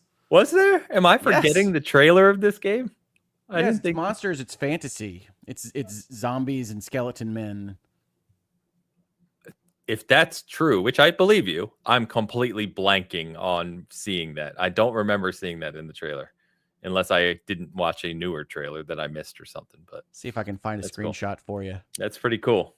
I'll have to check that out later. But regardless, when they first debuted this, and obviously, you take Sean Murray with a grain of salt with what he says, I think, at these days, although they've delivered the hell out of No Man's Sky, so I can't fault him there. But I am excited for Light No Fire in the sense of big open world, co-op, generated type game. Seems to be up your alley, Travis, especially someone who's enjoyed Minecraft so much over the years. Yeah, I'll be playing that one. I do think Sean Murray's probably learned his lesson on. I hope so. How he messages his games, but maybe not. Maybe he'll be the next. What's the guy's name? I'm forgetting it. Peter Molyneux. Peter Molyneux. Maybe he'll be the next Peter Molyneux. Thank you, Hook. Maybe it'll be that. No, but I love survival games. This game looks cool. Real size mountains. It's funny after watching that first demo where he talked about how mountains aren't the size of real mountains in games. I now cannot stop noticing that in games. Every time I see a mountain and it's basically just like a hill, I'm like, oh my God, he's right. If you've ever actually been to a real mountain, they're much bigger than what I mean. Like if you've ever been to a real mountain, dude, they're so much bigger than you think. I guess I just love Travis's commentary here. Mountains are big, y'all. I know. It's just like he mentioned, like that mountains are tiny in games, and then ever since he said that, now I just notice how small mountains are in games. I never noticed it before, because I was playing Oblivion, and Oblivion has mountains in it, and they are not big. They're very small, basically hills. It's just funny. Reminds me back when I lived in Delaware, small state, and my high school is literally on a road where you go up this hill, and I'm telling you, like, you've gone up 10 feet, and there's a sign that says this is the highest point in Delaware, and it's like, really? This is all we got? Wow. It's kind of ridiculous. Yeah. I'm used to going up those San Francisco slopes, so that is one of your roads is 50 times higher than the hill I'm talking about in Delaware with the sign on it. Like, yeah, it's really good for a jog. I got calves for days, guys. You're all legs, as opposed to me with my tiny baby legs. You're all legs. That's right. Yeah, your tiny little curled up baby legs. I will not get that out of my head. It's like, oh, you know what it is? That's you as Deadpool. All right, headcanon confirmed. There you go. One of the other big titles that is floating around out there that could show up at Summer Game Fest is the new Tomb Raider.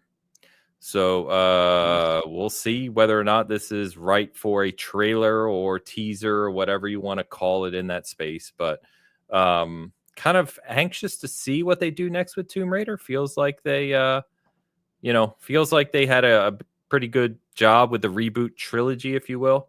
Where do they take it? Do they go back to roots? Do they try to advance it? I don't know what they do here. They're definitely not going back to roots. Yeah, they definitely are not. No, because you can play the remasters of the old games, which I still enjoy, but it's clearly not functional for a modern video gamer. Yeah, very different. Yeah. Well, the only reason I said that is because we were joking about this on the Discord the other day, that the Tomb Raider reboot, right, the new one, it felt like she was going to hell and back. Like, she's just getting hurt constantly through that game. It's just like tragedy after tragedy, and it's like maybe they go back. In that game are crazy. They're brutal. You mess up a quick time event and get killed. Yeah, it's crazy. So it's like maybe they go back to more explorative routes. You know what I mean? Where you're just literally tomb raiding and less of the kind of Uncharted. You're killing everything, even though you're an explorer type thing. But I don't know. I guess we'll see what we do. So, is this Squeenix or no? Is it? I don't remember, honestly. It's Crystal Dynamics, I think, still involved there. Okay. Yeah. Well, it's Crystal Dynamics property. I don't even know what the relationship currently exists as, right? Yeah, because that was a weird one after Avengers. Yep. So we're working on that. They're working on Perfect Dark. They're helping on Perfect Dark. Yep. They are outsourced to Microsoft on that one. Yeah. So, yeah, I mean, I don't think any of us have a good picture of what that actually looks like in terms of staffing and development. But anyway, maybe we'll see Perfect Dark at the show. So Crystal Dynamics. Well, we're getting Xbox after SGF. Remember, this is the SGF showcase. Crystal Dynamics was sold to Embracer and then bought out Legacy of Kain and Tomb Raider. That's right. So it's theirs, but it's just them. Okay. Well, we'll see. Wouldn't mind seeing what they have cooking, or grinding on, as they say. Another partner that is listed, so we know they're listed, we know they're going to be there at SGF, is Capcom. And so Capcom, the rumor obviously is it's about time to see Resident Evil. Ace Attorney. Oh, okay. Well, close. Yeah. It's a fully remastered, fully 3D Unreal Engine 5 Ace Attorney. Let's go. Sick. Let's go. Travis is going now. I'm down. Let's go. I'm going to fly down. Let's do it. So what I would ask you here is, obviously the prevailing rumor is we're getting another combination of Resident Evils, right? 9 is obvious, along with another remake. But what hasn't been kind of nailed down is where they go with the next remake. So there's some people saying that I'm hoping it's Veronica, which is why I have the Dreamcast version behind me. Oh, someone I think earlier asked me why that's there. This is why. But there's also another rumor that's kind of starting to take shape, which is they're actually remaking, in the vein of 2, 3, and 4, Resident Evil 1 again. Oh, that's what the world needs. Another Resident Evil 1. That it's just a rumor, right? We're talking rumors, but we are just talking rumors. The remaster came out like 15 years ago. I mean, it's old at this point. It's still very dated if you compare it to 2, 3. The GameCube Resident Evil 1 is still the new one to me. I'm with you, because that's when Resident Evil 0 came out as well, which is, another theoretical game they could come back to at some point. I don't know if it was as highly beloved as the other ones, but 0 isn't good enough to remake. I mean, whoa, it isn't true. So if you're betting on 1, Veronica, or 5, where do you think they go with this remake? Veronica is ripe for a remake. I agree. I think 1 might actually be 2 now that I'm thinking about it, because the remaster was not really a remake, right? Like, they kept all of the things about that game that you might like or dislike depending on where you stand. So GameCube Resident Evil? No. The Remaster, the most recent remaster. Actually, all of them, all the versions of Resident Evil 1 are basically the same game. They're just different, varying degrees of like polish and graphics, right? They've not properly remade it. The GameCube No, they have not. Version is It's close. significantly fancier than the original and the remastered original. It is. Yeah. Yeah. But there's been no remake. So No, I guess it's not been taken over the shoulder. Yeah, that's what I mean. Is like it hasn't been done like 2, 3, and 4. And now that you have 2, 3, and 4 done, and there's such highly acclaimed remakes, it would seem like you could revisit the original. Although I would personally, to Hoag's point, prefer Veronica. I'll be honest. You guys can be on Veronica. You can be on Resident Evil 1. I'm going to be on Resident Evil 5. That's what I'm going for. Resident Evil 5. Let's go back. Maybe they could fix it. Fix what? Fix what about that perfect gem? You're not going to die on that hill, Travis. I'm not. I do like that game more than I think I oughta. I liked 5, but 5 it's definitely trashy not, and fine. Yeah, but it's not, 1 through 4. The right to become a god. Chris. The Ouroboros. that his whole delivery and that whole thing. The right to become a god. That right is now mine. I literally still have upstairs my Resident Evil 5 red 360 that is red ringed. So it doesn't work. It's just sitting upstairs. Yeah. What would they do with Resident Evil 5? Someone said a plot. I mean, it has a plot. It has a plot. I don't know if the plot is good. It has events that happen in sequence. Plot is a little generous. I mean, 6. I don't even remember no it. Plot. I don't remember it. Really? I think I've played Resident Evil 5. No, actually, that's not true. I've played Resident Evil 4 more than any other Resident Evil, but Resident Evil 5 is a close second just because it had co-op. Split screen co-op. So I played that game a ton just because, I was in college when that game came out and I was just hanging out with my boys. I remember that. To me, co-op completely ruins the vibe of the Resident Evil franchise. That is not what I want out of that at all. I would agree with you, Hope. It's because you guys just don't like working together. No, it's just Resident Evil for me is either survival horror. We've talked about this, right? You got your action horror, your survival horror, depending on the Resident Evil type. But either way, it feels like you're that main character going through those moments, and doing that together in co-op just feels a little off to me. How do you survive horror if not by working together, Ains? This is all about cooperation. I hope I never have to find out in real life. Need to learn to work as a team. Oh, that would be a great horror movie. Ains and me in a horror situation having to work together. Would it be? Hell yeah. I don't know. I could tell you that your all arms and all legs would only be 10 minutes. Together we're perfect. You're going to be one of those Blumhouse budget horror movies where they only can pay for one set. They're just in a room locked together with a voice. Worked for Saw. I'm in. It worked for Saw. We do like a Tucker and Dale. And Dale. But that's when they had almost no money and the directors and writers were the actors in it. Ains, all arms, all legs. Together they're the perfect human. Can they survive? There you go. People invest now while the price is low. We're taking donations at our Only Ties and Only Ain sites. You can find them online. They're willing to give 10% of the back end. I love how yours is just God damn it. You guys make this hard. That's what she said. All right, moving on. Moving on. I guess Kojima, who is always in the news for something, is going to be say it like that. It does sound like a swear word when you say it. He did say Kojima, like you said it like with such hate. Oh, I heard the hate come out of it. It comes through sometimes. Yeah. He's got to be there, right? So we know we get Death Stranding 3 weeks releasing after Summer Game Fest Showcase. Yeah. So it won't surprise me to get a blowout kind of trailer or a hype up thing at SGF for that. But he also, remember, is working on OD, which we haven't heard anything about. Does he remember he's working on OD? Probably not. So with Xbox Showcase on Sunday, which we're going to get to, of course, I guess we could see either of those that following weekend or 2 weeks from now. So we'll see. Since his most recent interviews jumped immediately to Fizzint, I'm not sure that OD was a real project. I'm not sure that he's working on a game for Microsoft. Microsoft has been known to create things like Milo just to get a little bit of street cred, just to get a little bit of publicity. So I have no idea whether OD is a real thing. Right now, all we have is very close in, frightening shots of people screaming. That's not a game.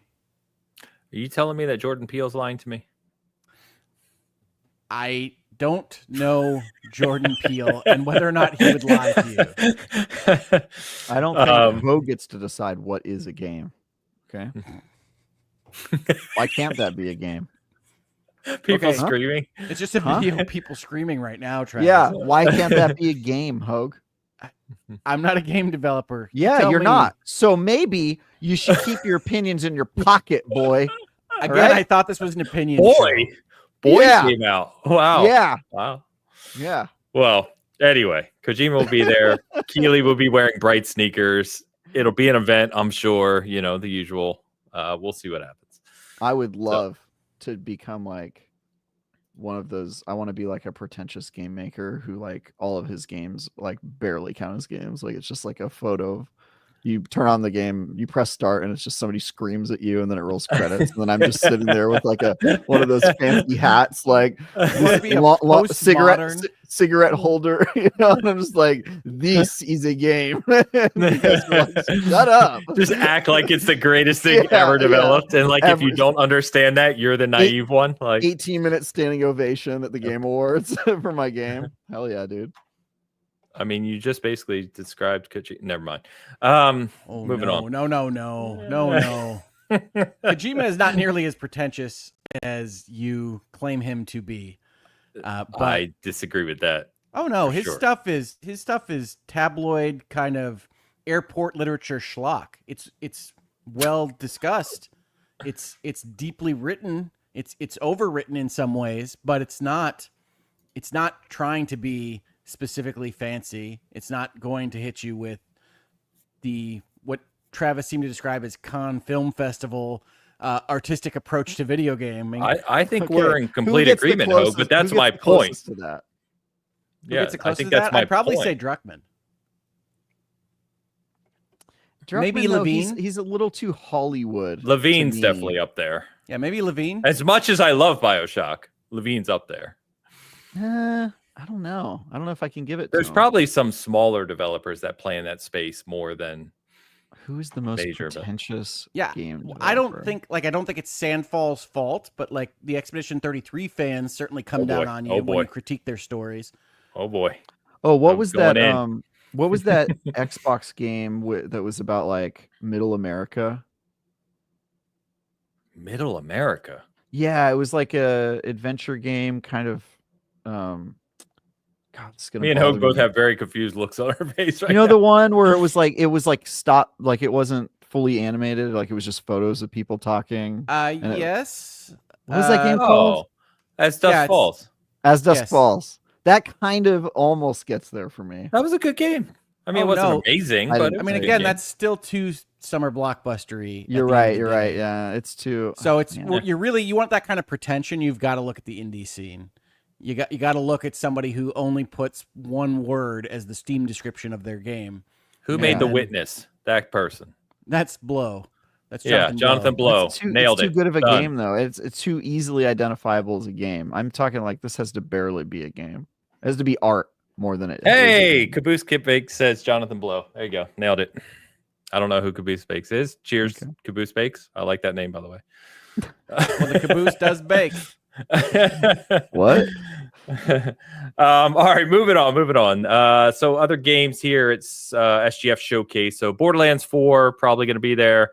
Arc Raiders, because we know Embark's going to be there. They're on the presentation list for SGF. What else?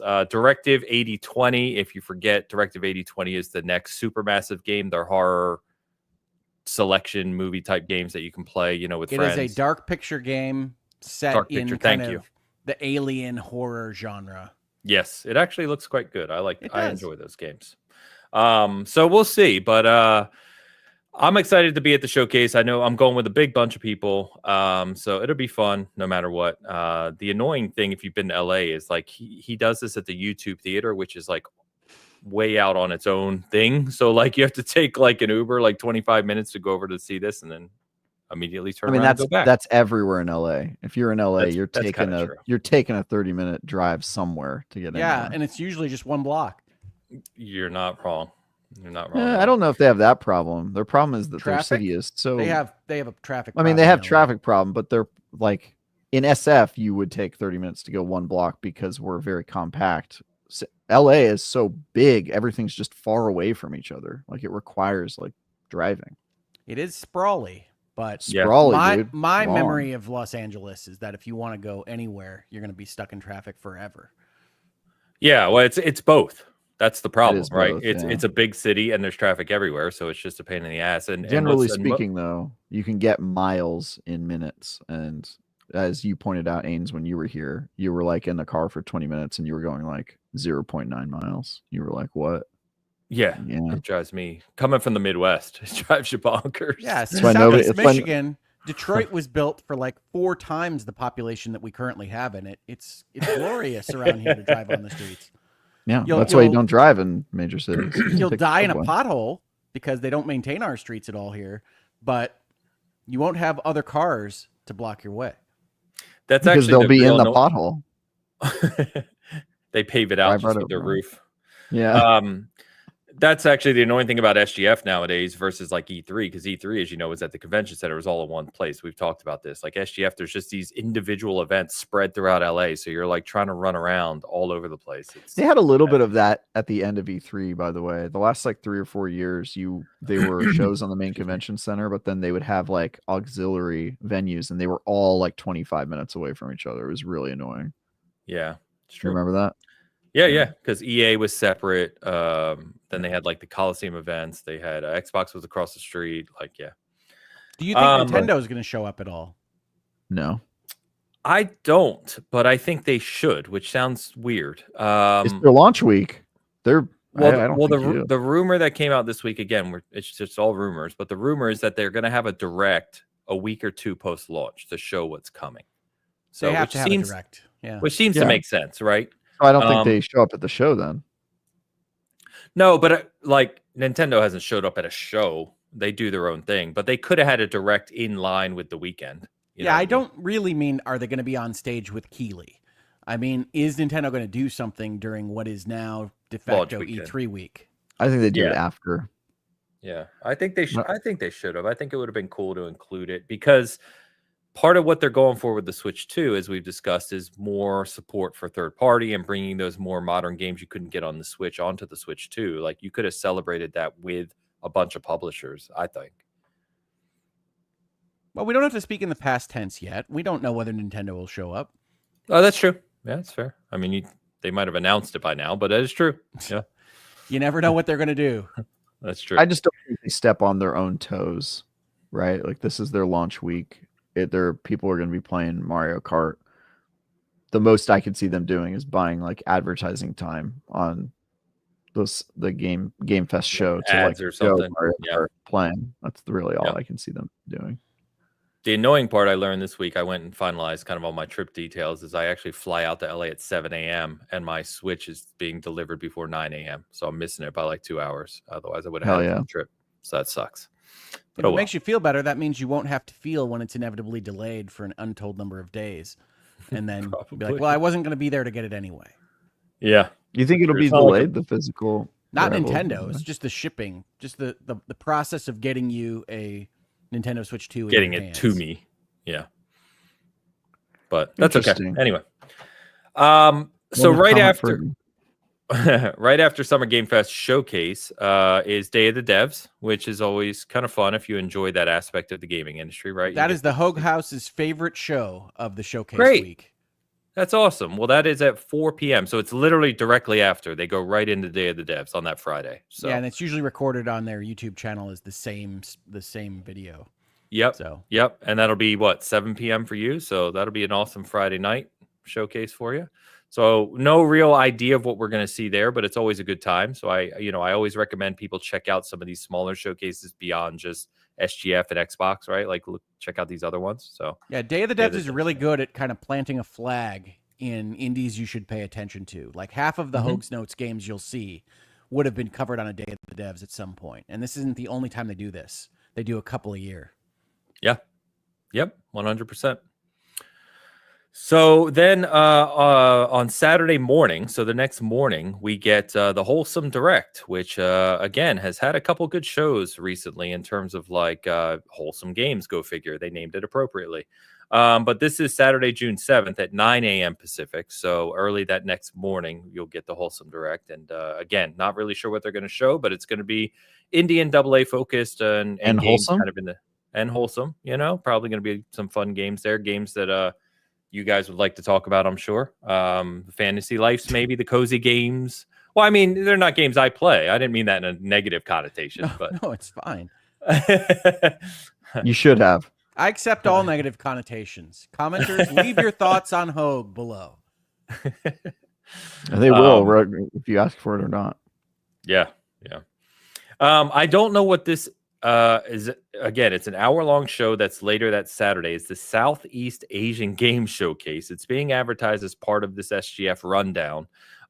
Not sure what they're showing. It's going to be about 45 minutes long or so, but that's at noon Pacific on that Saturday. And I guess we'll just see what they show. Yeah, so we don't know if that's games about Southeast Asia, games from Southeast Asian developers, games that only appear with Southeast Asian languages. We don't know. Games only sold in Southeast Asia. That would be a narrow market segment selection, but it could be. We don't know. You don't know? Yeah. About to explode, dude. Saturday is kind of the rundown of these what we would call like the extra showcases. That's why I'm reading them off to you. So directly after that is the Future Game Show, which again we've had some really good Future Game shows lately too, and that's at 1 p.m. Pacific on that Saturday. So if you're like going to be hanging out at home, just looking forward to kind of a gaming weekend of checking out all these showcases, Saturday morning through afternoon, you're going to have a good rundown of kind of single A, indie, and double A stuff to kind of check out, which is awesome. Yeah, fake E3. I love it. Yeah. So, and then Saturday night, there's some stuff going on in LA. There's a couple different things that have popped up. I don't know if they're going to be broadcast. There's different like events and mixer stuff that. See, I'm not in LA, Ains. No, but tell us like what your party schedule is.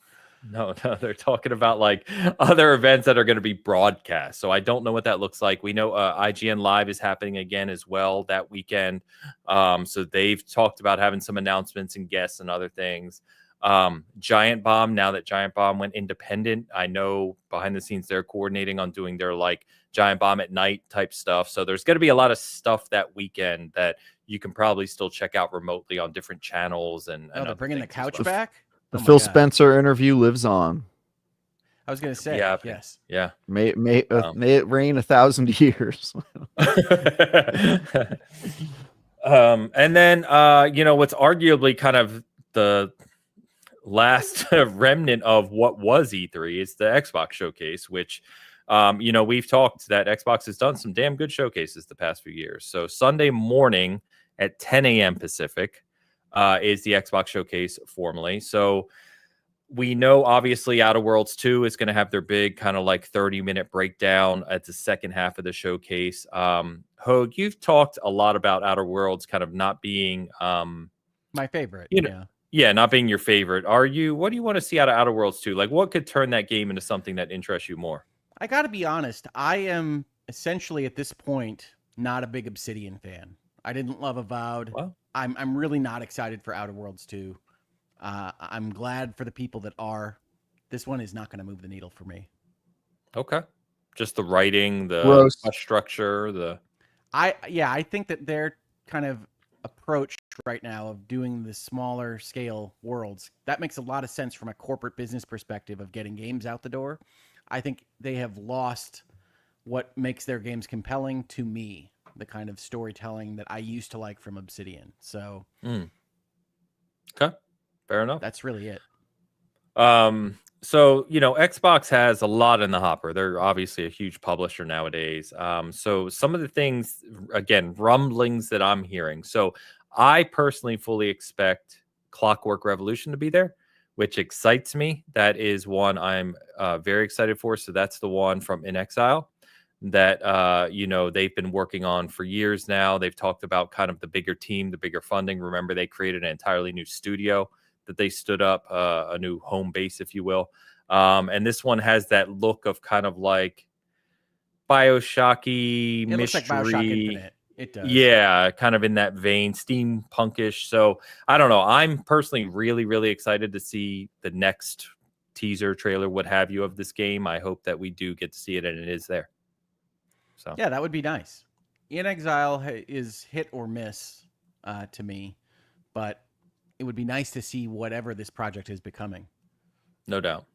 I think they've shown they have some really good kind of RPG-ish chops. I've always wondered within Exile, like quite a few of the Xbox acquisitions, of like, what do they look like with a bigger studio, bigger funding, bigger support? Can they make that transition, to the more grand game? And I'm hoping Clockwork is that. Yeah, right this second, I think Double Fine has benefited the most from the addition of resources. Compulsion came out with South of Midnight this year, but that didn't move the needle for me either. I think it's fine, but that's They still basically how I benefited from it, felt though. about Compulsion. So I hope it's great. In Exile was fine when they were just kickstarting their games, but not anything to write home about. Maybe the Clockwork Revolution will show that they're going to use the Microsoft money for good, and it's going to make awesome games. Don't know. Yeah. There's a good team over there. I mean, they definitely have some good writers. They have some really kind of old school talent in Exile. So I'm excited to see that. Well, and to Travis's side of the world, they are one of the few companies that has made me laugh before. Their script writing has been humorous in a way I enjoy, and not like Revenge of the Savage Planet. But we'll see. I feel like we need an asterisk on all of Hoag's like comedy takes. So let's put that there. Let's put that there, because he just talked on Outer Worlds 2, which is probably going to be a banger. Outer Worlds 2 was definitely not going to make me laugh. Well, yeah, I didn't doubt that, but that's like saying, guy with bad takes has bad opinions and bad taste. So let's just, always unless you're Hoag, you might like it. Unless you're Hoag. You mentioned Double Fine, so that's also one of the things that's kind of floating out there. Is we're going to get to see what Double Fine's been working on. Don't know what that is. I adore Psychonauts, and Psychonauts 2 is a classic for me. So if they do more Psychonauts, great. If they do something completely new, cool. I like Double Fine. I think, to your point, Hoag, they benefited greatly from what we've seen out of Xbox. And I think the Psych Odyssey documentary, if you haven't watched that, by the way, please do. It's awesome. It is, I think they're one of those studios that can show up, in a cool way again. That would be awesome. I would assume we're going to see Fable. Fable was originally slated to release this year. Obviously, it got delayed to next year, but I have to think that they show Fable again. I mean, it's one of the biggest titles that's coming, one of the most anticipated. It shows up on a bunch of the most anticipated lists if you look across the site. So I have to. It's my most anticipated from them. They show it. Absolutely. Yeah. And I think Playground, I really do believe, like, there's all these games we talk about every week where it's like, do you think this could be good? And it's always a coin toss. You never really know. I really do believe that Playground is going to crush it with Fable. It's just a huge studio, great talent. They've spent a lot of time on it. The trailers already have me kind of, that early trailer, I think, had the right vibe to bring my favorite word back up on this episode. And I think they're going to kill this one. I told you, I was convinced when I found out that the Guardians of the Galaxy team was helping write it. So I'm ready. Show me some Fable. Yeah, I think they have a really good chance. They're one of the most talented studios out there, but it is, I think we should highlight how daunting of a task it is. I mean, Fable as a property has never really been top of the pile, It sort of has always had it's a niche, but it didn't do the action part the best in the world. It didn't do the RPG part it was never really at the top of the heap for any of these things. So Jack of all trades, master of none.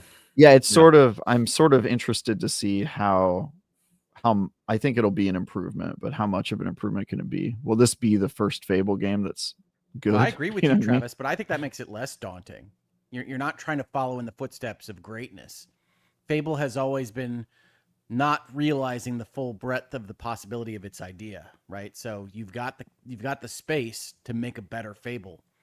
So I think I guess if you're looking at its execution, but it's one of those genres where I feel, or not genres, one of those series where I feel like our memories of it are stronger than actually playing it. Like its name is mixed with a lot of the like great games of the time, and I don't know if anybody at the time really thought it was at that level. I think Fable I'm 2, with you, Travis, that it's not.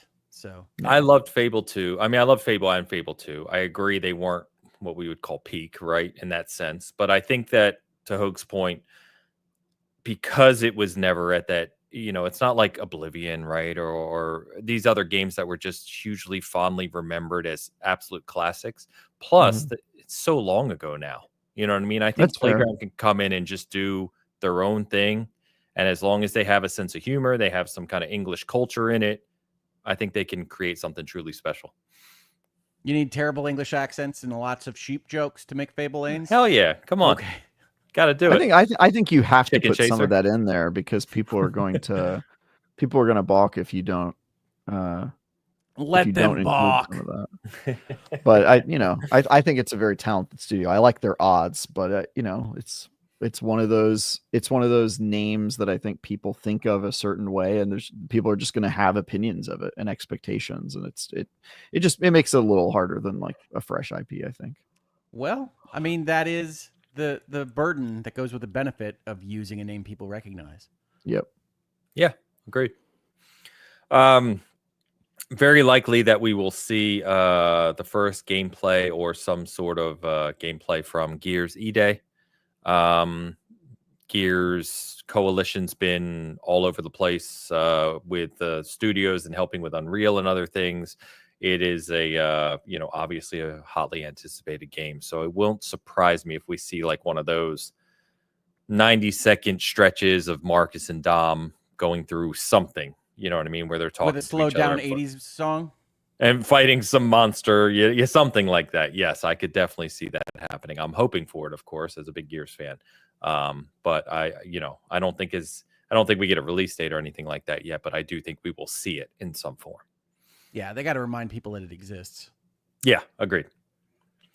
One of the other ones that is kind of rumbling around the Xbox community that will actually be shown is State of Decay 3. Now, this one's been in development for a number of years now. Obviously, similar to what we said within Exile, the aspirations for the studio going from State of Decay 1 to 2 to now 3 are far, far higher.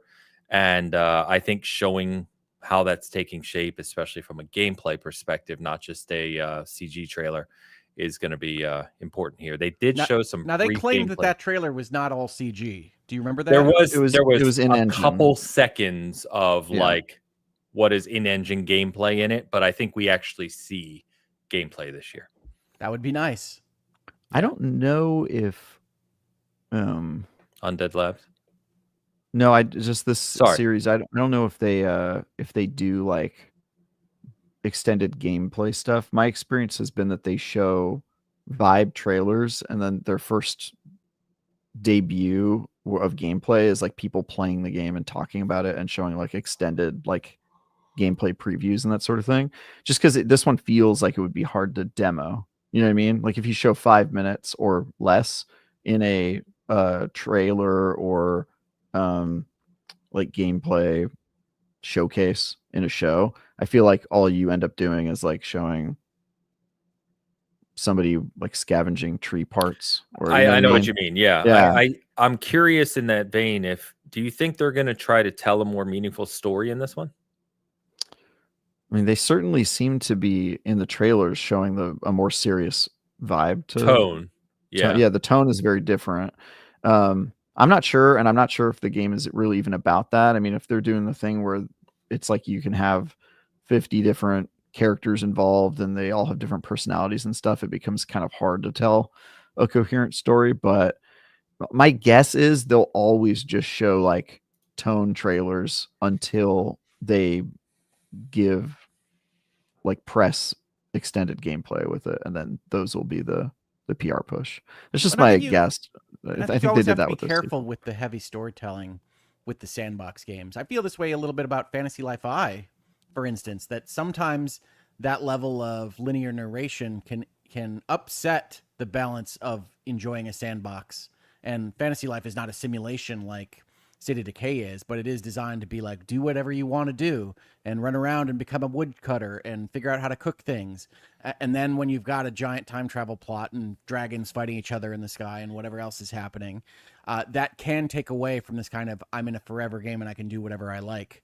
So for a game like State of Decay, I would want them to master as best they can the interlocking systems that make the sandbox run with the linear storytelling, if it exists, taking a back seat to that process, because I want to be able to play it for the 3rd and 5th and 9th time without having the linear story kind of rob me of that sandbox joy. So I think it's a difficult thing to balance when you're building one of these things, and you also have designs to tell a story. You know, Travis said earlier with Fantasy Life that he's enjoying the story of this one. I find it slight. It's not offensive or anything, but I do think it runs the risk of saying, what I really want to do right now is build up my jobs and live my life. It's a life simulator game. And I can't do that because I have to go through this dungeon and I have to save this guy and do this other thing before I can get back to doing what I want to do. Yeah. I mean, it doesn't really push you toward those things though. But yeah, I kind of agree on principle of like, if they're trying to make the type of game that like 2 was specifically, I think it becomes much more difficult to tell a story. And I don't know if that's curious about. Yeah, and I don't know if it's something you even prioritize if you're trying to make this type of game. And so my guess is they show tone and then they take the kind of they open the curtain by just showing like letting people play the game. I mean, that's the only way anybody's really going to understand if this game's good or not. Well, you can do the classic E3 demo walkthrough, right? You can do it in video form. Where my question is 10 minutes enough to show like survival crafting, you know what I mean? At the most, if they do the live demo one, right, where there's like a narrator over it, those are like sometimes you're getting a 10-minute Kojima trailer. I got news for you. This is the final trailer for Death Stranding 2. You're getting the full boat. Oh, I know. Well, it's Kojima. His name will be on it 19 times too. This would be on the Xbox show, right? Presumably. Yes. Yeah. No, sometimes they do extended show. They do extended shows, so I can see them doing that. But I don't think they're going to do it for this game. I think it's a little too niche, and I think that they're probably. No, I think we're going to see it, but I think it's going to be a normal 2 to 3 minute trailer. But I do agree with your point that this is a hard game if it plays like 2, right? The sandbox game. It's a hard game to show a 2-3 minute trailer of. So I get what you're saying. Yeah, but I still think they have to show it. At least it's the 3rd game in the series, and you can say it's going to be like that, but now look how fancy it is. Yeah, that's true. What do they do though? They just show like zombie fights. Do they show relationship the clips in the part? teaser? That's basically what they did. You know, they were just showing kind of the shooting, the zombie types. I mean, you don't. Maybe to your point, you leave the details of the gameplay systems to a press preview or something. I want to see something on fire, and I want to see some zombies. That's what I want. I just don't know if that sells the game. Maybe I'm. But like I said, it's part of a series, so you just say it's State of Decay again, and it's fancier looking now. Yeah, Fresh guy says State of Decay 3 is one of his most anticipated games, top of the list. There you go. Fresh guy. Hopefully not Jared. No, it's that guy. You see the photo? Remember Dan too? Dan's put he Danned State of Decay 2. He has like 500 hours or something crazy in that game. Yeah, we got to get him back on when, James I will ping him. Or if there's a James Bond and a State of Decay, like good drops, like we should have Dan on if he's willing. I'll ping him. Yeah, that'd be fun. The other thing we haven't seen that is expected to finally be shown is Contraband. If you don't remember this one, this is the one that Xbox is making in partnership with Avalanche, which made the Just Cause series. So this is the one where it's like a 4-player co-op heist game in 1970s, I think. But like, correct me if I'm wrong here. The only thing we have here is like a slow pan over a box that says the word contraband, right? Yep. So this is like this is 3 less years existent ago than OD right this second. Yeah, I mean, this one has been cooking for a while. So a lot of conversation and chatter around we finally seeing contraband. If we don't, I think questions start to get raised of what the hell's happening here. I mean, the questions are there. I They're do quite- they're already there. respect that it does appear like Microsoft is no longer just putting a name on a video for games that are half a decade out. That's a good thing, I think. And I say that in the hopes of, if anyone from Microsoft is watching, that if you've got 10-second teasers that are just a game name for something that currently has a 3 in the 10 spot for your release date, that you're not putting those in those showcases like this. But I want to say I respect that they haven't been doing that recently. Yeah, that's true. Yeah, I mean, they have more to show nowadays, so I think they can lean away from that, thankfully. But we'll see. I just wanted to call it out as something you could maybe look forward to. Along those same lines, right, is Blade, which is the remaining Arcane game, right? They announced that as a licensed IP game. Do we actually see a teaser for what Blade looks like? I don't know. It feels maybe a little early yet, but well, with that movie in permanent hiatus, is there any rush? I mean, like, I'm not even sure what that contract might say for release. I have no idea. No idea. It's just something that they've announced and hasn't talked about since. So yeah, like Wolverine. Marvel games in limbo. Yeah. The funny one I wanted to bring up, of course, that I think, I'll just try and conjure it like everyone else has done for the millionth time, is Hollow Knight Silksong. The reason I bring this up is, if you forget, this was announced as a Game Pass title, day one launch. So they showed in the direct the Nintendo Switch 2 with just 2025, which we joked about a couple months ago, right? That Silksong is showing up with a year attached to it again. Here, I tell you what, you're going to get the same clip from the Nintendo Direct. It's even going to have the Nintendo font for the 2025. It's just going to be the exact same clip. That's what you're going to get. But during the Xbox sizzle reel, Xbox show, yeah, it's just going to have a sizzle reel. It's going to be the same clip. It's going to say 2025. You're going to say, "Hey, isn't that the Nintendo clip?" And you're going to be right. Yeah, I don't think that's true. No, I don't think so. All I think right. you're off on this one, Hug. All right. Yeah, but I don't know. I keep laughing at the fact that it's a Game Pass release and it's never releasing. Correct me if I'm wrong, and I'm really pointing this at Travis, but Diablo 4's expansion got moved out of this year, right? There's not going to be one this year? All right. That is correct, yeah. Yeah. So I think that's going to be my next kind of thing, right? There's Call of Duty, the obvious stuff, but like Xbox has been pretty good the past few years, right? With their showcases of kind of giving a breadth of different games and types and new announcements and things. So I'm really curious to see what could be new. The sad thing for Xbox is typically a few days out, like a week or less, the floodgates open. Loose. Yeah, it's we a usually big entity. know. Yeah, we know like 80% of what's going to be shown. We're not there yet, which is part of the reason I wanted to do the show this week. But I'm just kind of curious, very curious to see what they show otherwise. Well, Call of Duty will definitely be there. It'll get the big trailer. I mean, no, always disagree. Please bet on that one, Travis. Not doing it this year. No Call of Duty. No, skipping it. You're gonna do. Not only else. Is there not a trailer, we're just not going to release the product. Nah, we looked at our numbers, said Call of Duty. We don't want to sell one. No, done with it. Like, done with it. We can call our duty next year. How about that? They're gonna announce Starfield for PS5 during Call of the Duty Xbox showcase. Duty called.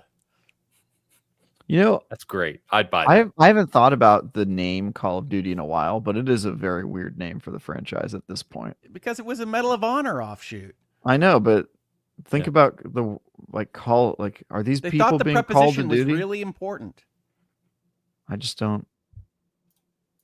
I feel like we're not being called to duty when I play Warzone anymore. What's my duty? Kill a bunch of people. You gotta kill people in neon unicorn outfits. Yeah, is that my duty? Am I being called? Is that what I'm being called for? That's what America demands of you. I just don't. I feel like they're wasting their. If you call me, it's like the boy who cried wolf, right? Like you call me for everything. They say this is your duty. It's like, well, now I wonder, are any of these things important? It is absolutely hilarious when you log into Call of Duty and go to the store sometimes, because they still do the Call of Duty. I think they call it the endowment, where you buy the package, which gives you some skins and stuff, but the money goes to help veterans and whatnot, Yeah. right? But literally right next to it in the store will be like Cheech and Chong, or these crazy like IP license things. Snoop and Dogg like narrating your kills. yeah, Stuff it's like the that. most ridiculous stuff. It's like, I mean, man, what's wrong with that, dude? Sometimes you need a little Cheech and nothing's wrong Chong. with it. It's just monetize the hell. It's just funny. We could have a whole conversation about the glorification of characters like Snoop Dogg if you want, but I don't know that that's the kind of thing we talk about on this show. You do not want to start insulting Snoop Dogg right now. No. Didn't insult. Hogue. Talking more about societal issues than Snoop. You're about to cross some lines. Let's take it back. All right. Let's try to be friends after this episode. Okay. What else? So that's your rundown essentially. I'll remind everyone that should be fun. We won't have a show that Sunday during the Xbox Showcase, obviously. Nice. But we'll be doing it is quite literally, it would be right now, basically. It's 10 a.m. Pacific. So we could have a Sunday show and say it's only going to be 2 hours and have I'm not. Oh, you're not here. Yeah, I'm not here. I'm literally will be setting up in LA for the watch party that I'm working on with some guys. So what you're saying is next week we should record an extra 20-minute section after the show for a mini episode. The bonus episode, bonus episode. We call them episodes. All right. Who's we? The kids, dude. That's what the kids call it, man. We the people. We the people. Capital P. What am I forgetting for the showcases? What major games do you want to see? Nothing. I mean, got them all. Elder Scrolls 6 is going to be there. We for sure, right? Gameplay. Well, I mean, there's not a good place to talk about Ghost of Yotei. Do we think Sony's going to do something? You think Sony shows up at the SGF showcase? Yeah, it'll. I think so. Sony doesn't show up at anybody else's showcase. They'll run their own direct. They said they were going to go do a direct for it. Yeah, I remember that. But no, they Sony show up at the showed Video up at Game Awards sometimes, right? Haven't they? Video Game Awards? They've done like maybe to accept them. Didn't they show Concord? I mean, that was a hit. Was Concord at the Video Game Awards? VGAs. Yeah. They've shown a few shows there because they've also done Destiny at that show. They show their games sometimes. Buying a video slot is not really what I meant by show up. Yeah, he means like showcase. No, they had a trailer. They had a new trailer at a. I mean, who knows what's paid for and what's not at these shows? I think it's all paid for, except for like maybe 3 indie games a year. Well, a couple people on the Xbox show are asking, this game supposedly exists. Are we going to see Everwild? Nah. They took that back to the beginning, right? They took that back to the drawing board. I think they've taken it back twice. So, I mean, we don't really know where that game is. It's in the name, dude. It's Ever in the Wild. They're just living up to the name.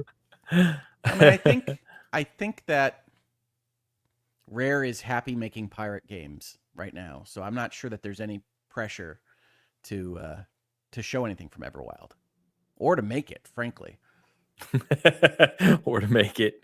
I mean, they take a while with some of their games, but they usually put out a product that's worth putting out. Yeah. You don't like Sea of Thieves? I agree with Ains. What? Y'all just haven't played that game, have you? No, it's It's when I've played with friends, I have a good time, but the structure of the game and what you're doing when you play it just kind of bores me to tears. It's really fun if you're like on the ship and having a battle with another ship, like that's really fun. But those moments are fun, or like moments in an expanded gap of How long ago was the last time you played that game?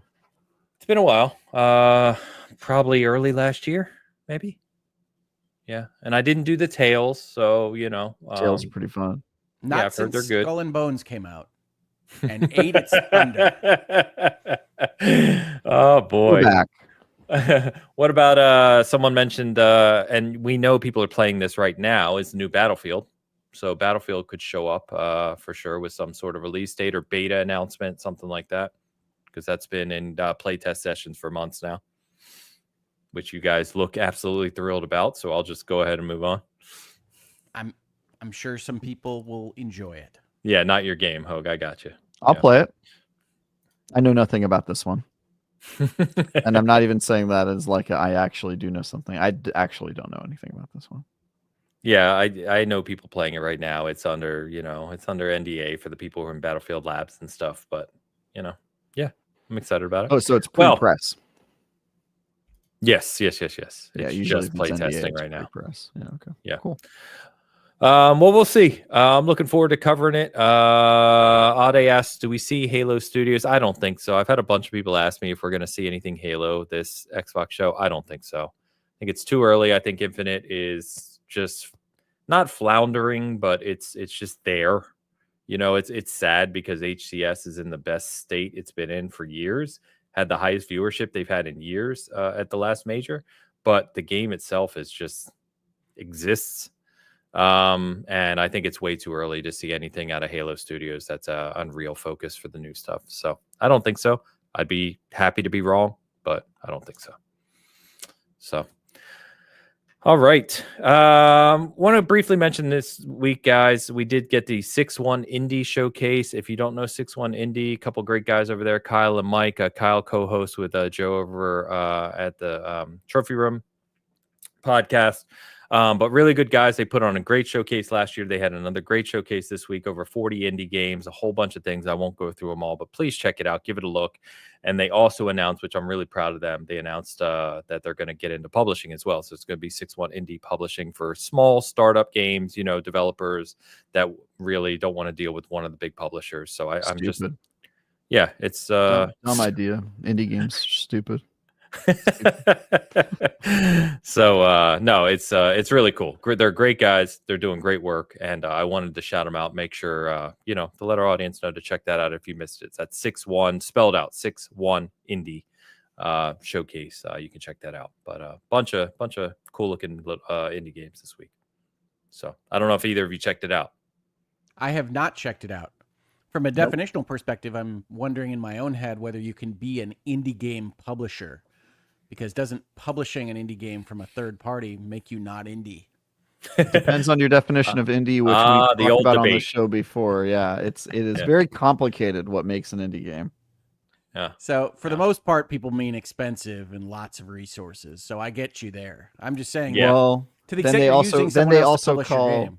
Then they also call Dave the Diver a game with lots of resources and also was not published. They call that indie because of the way it looks. So I don't think there's agreed upon definitions. That's just silly people. Nexon is real large.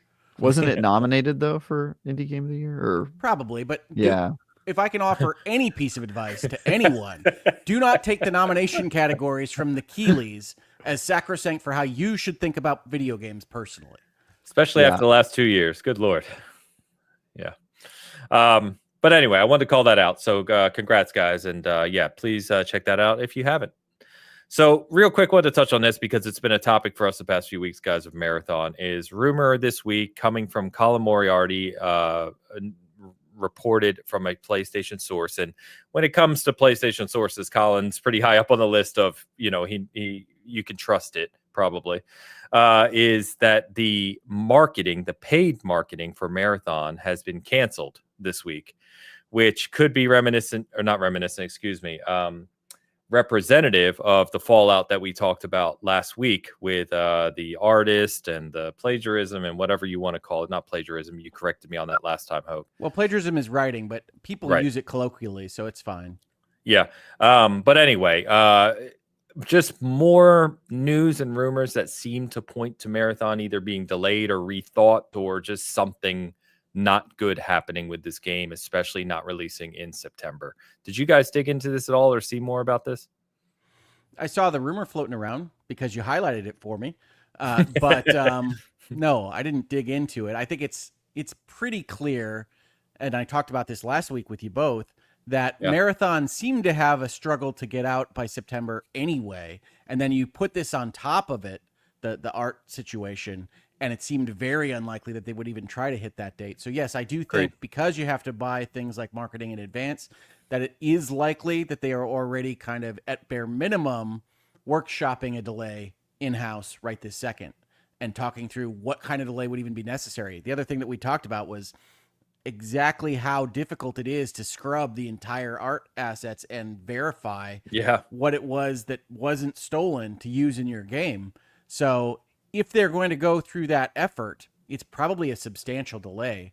You're probably looking at something in 2026. It doesn't make sense to market right now. But as part of this conversation, I will note that when I went through the PlayStation Store this morning before our show, there is a box in their sponsored section of the store where they put ads that is just Marathon. Now, that's Sony paying itself, so that's not something they would have to cancel. But at least as of right this moment, it's not something that they separately placed for another third party that they could sell to. So I don't know whether they're canceling Marathon's advertising. I agree with you that Colin is very well connected at Sony, so this is the kind of stuff he would know. But I am, as we've talked about in prior episodes, at least slightly biased on that score because I'm a paid contributor at his network. So you can take that how you will, people. Paid shill, we prefer to call you. What am I shilling for, Travis? Yourself. Marathon, I shill for myself. Clearly. You got to show for yourself, people. If you take nothing else from this show, there's nobody that's going to be your cheerleader better than you. So shill for Not yourself. True. How would Not that? true. You can hate yourself, and then everyone I kick my own ass. doesn't all the hate time. you. Yeah, exactly. You're also your own harshest critic. Both are true. Also not true. But I think we've reached the part of the show where Travis just does this now. You say Travis is my harshest critic. I understand. I'm your harshest critic, Hogue, and my harshest critics are in my DMs telling me to kill myself right now. So they're way harsher than me. In any event.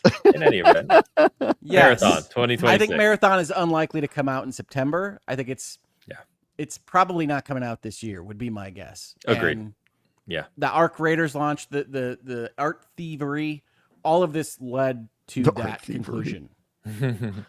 The Art Raiders. Art thievery makes it sound like they, had to dodge like a tripwire. Did you not see the meme? Did you not see the meme where it said Bungie announces that they're hiring Sly Cooper on for their art department? Yeah, Nice. Hard Drive posted that. Yeah, Sweet. made me think of like Thomas Crown Affair, but it's like Bungie executives. Avoiding spotlights. Yeah. What was I gonna say?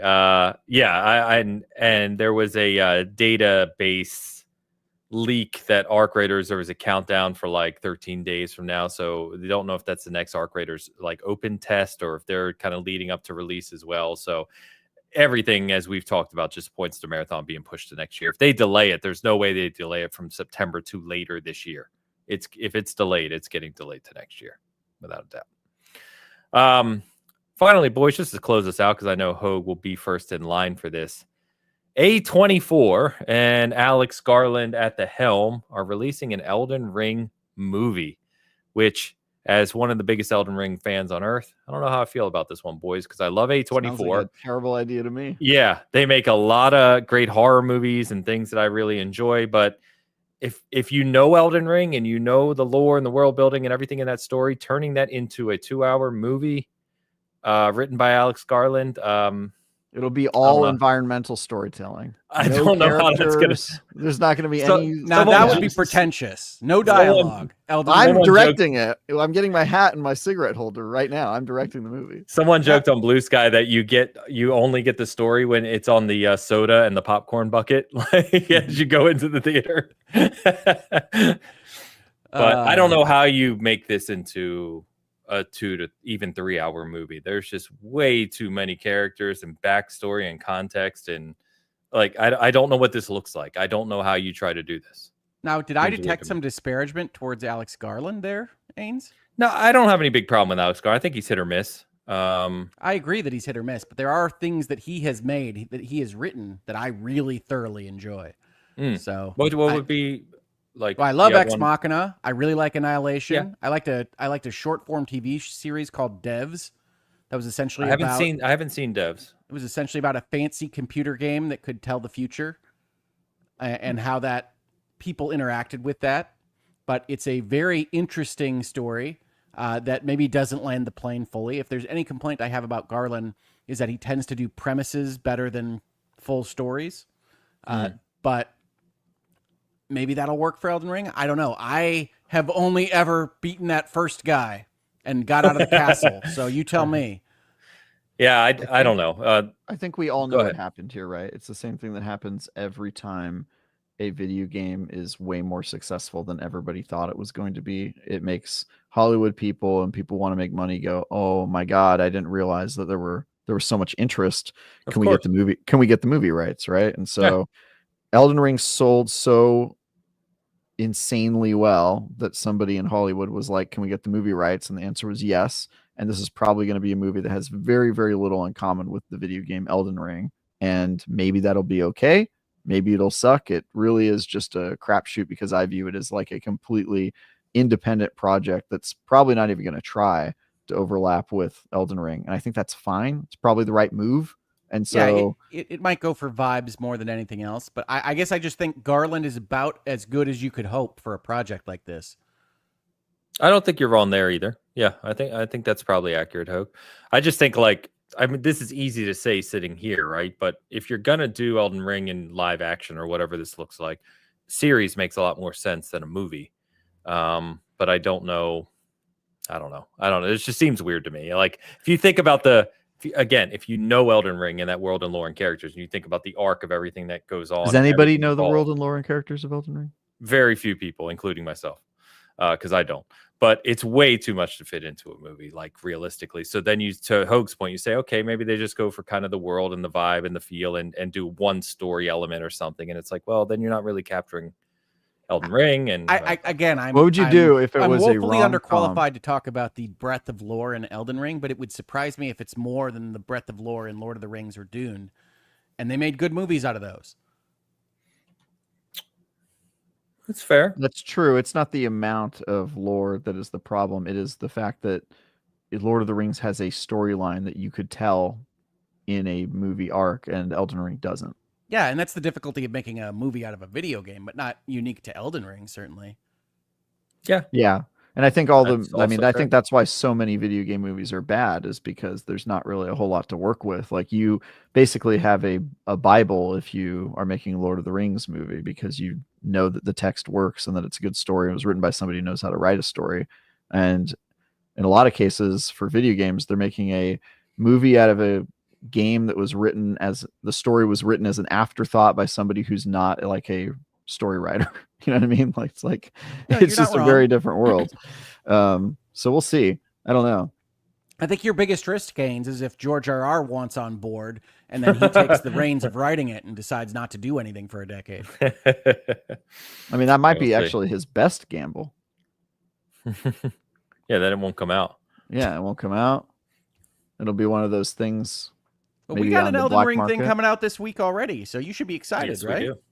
Yeah, we do. I got friends playing. I'm more excited now than I was. I've said before, Night Rain wasn't. I played the test and I enjoyed it. But as it gets closer, I'm starting to get more excited because they've obviously shown more. They've shown it's deeper than just the battle royale mechanic, right? And they've got typical From stuff in there, right? So there's characters and there's lore defined and there's long-term things or something. From stuff that should be the trademark name of their store, where you buy plushies from their games. From stuff. It's just a Turtle Pope.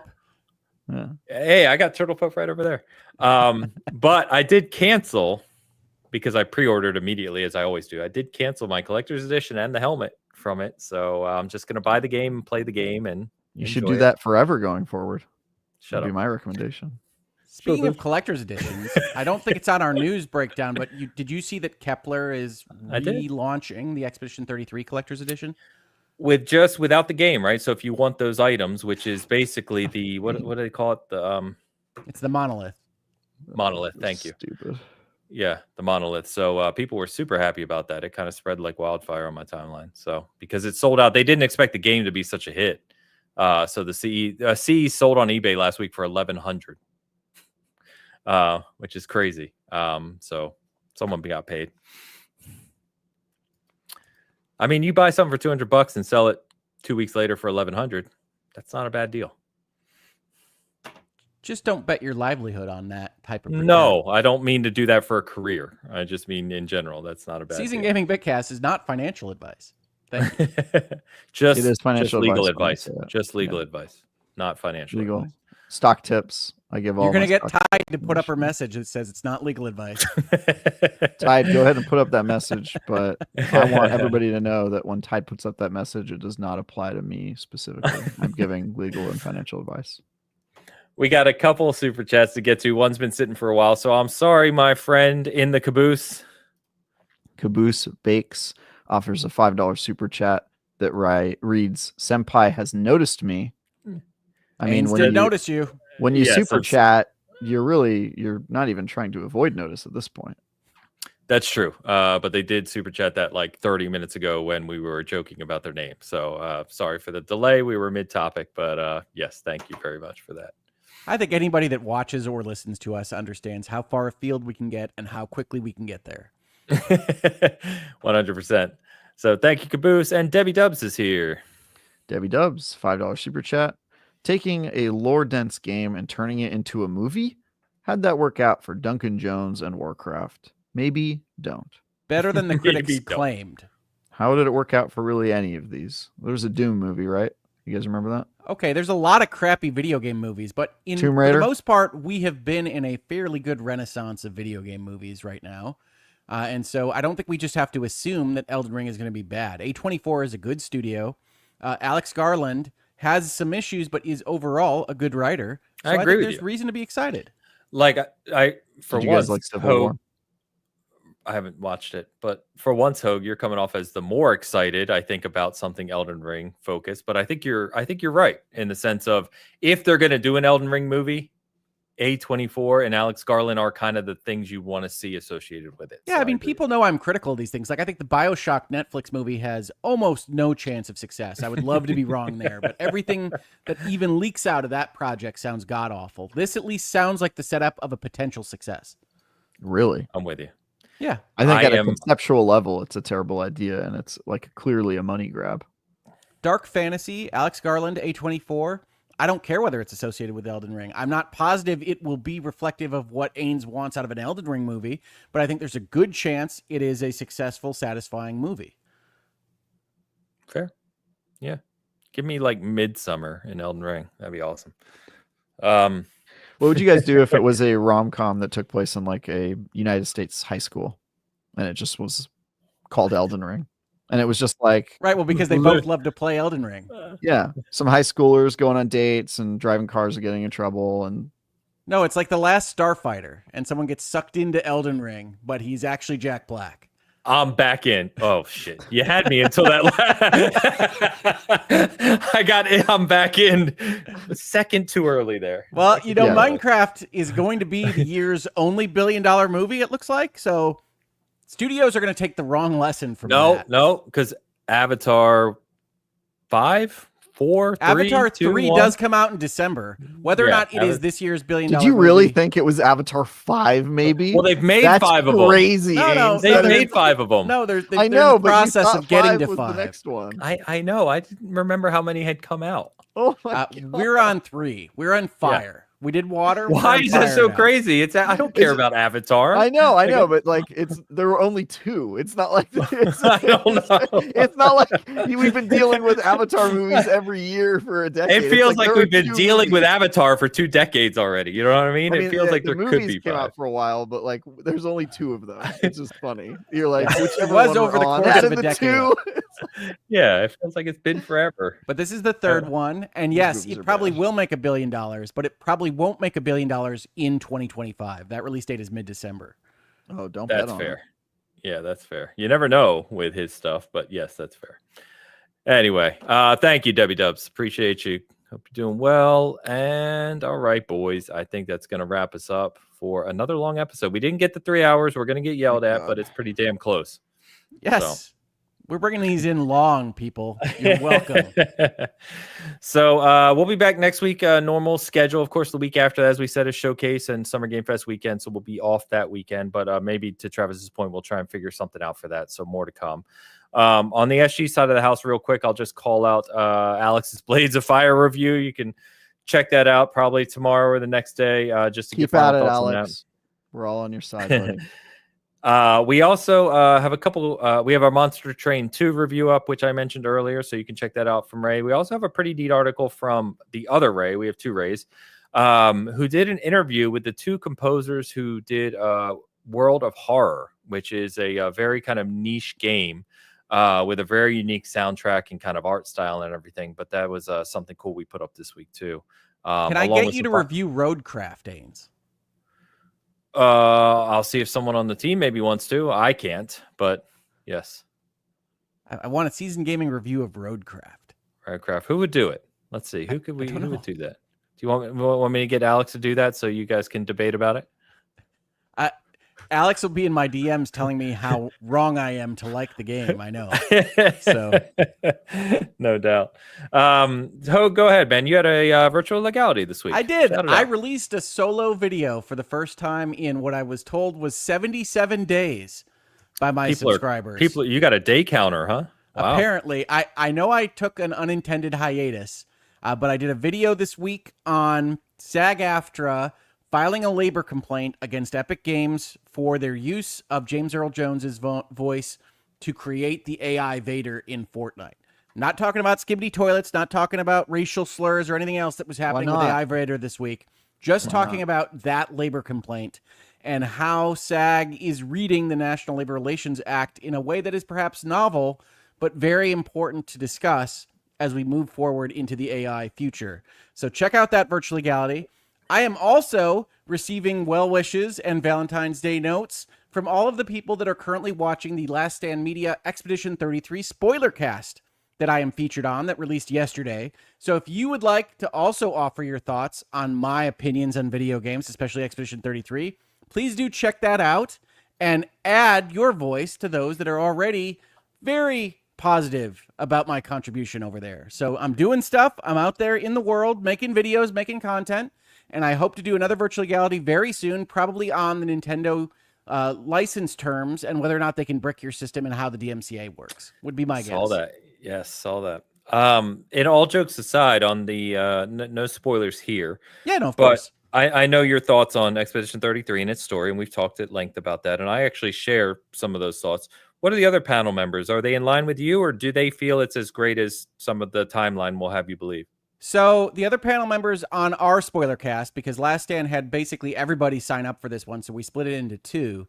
But the ones on my spoiler cast are Dustin, who is their community manager over there, Lord Cognito of the Iron Lords, not the Ivory Lords, the Iron Lords, and Chris Raygon, who is the co-host for their Sacred Symbols show.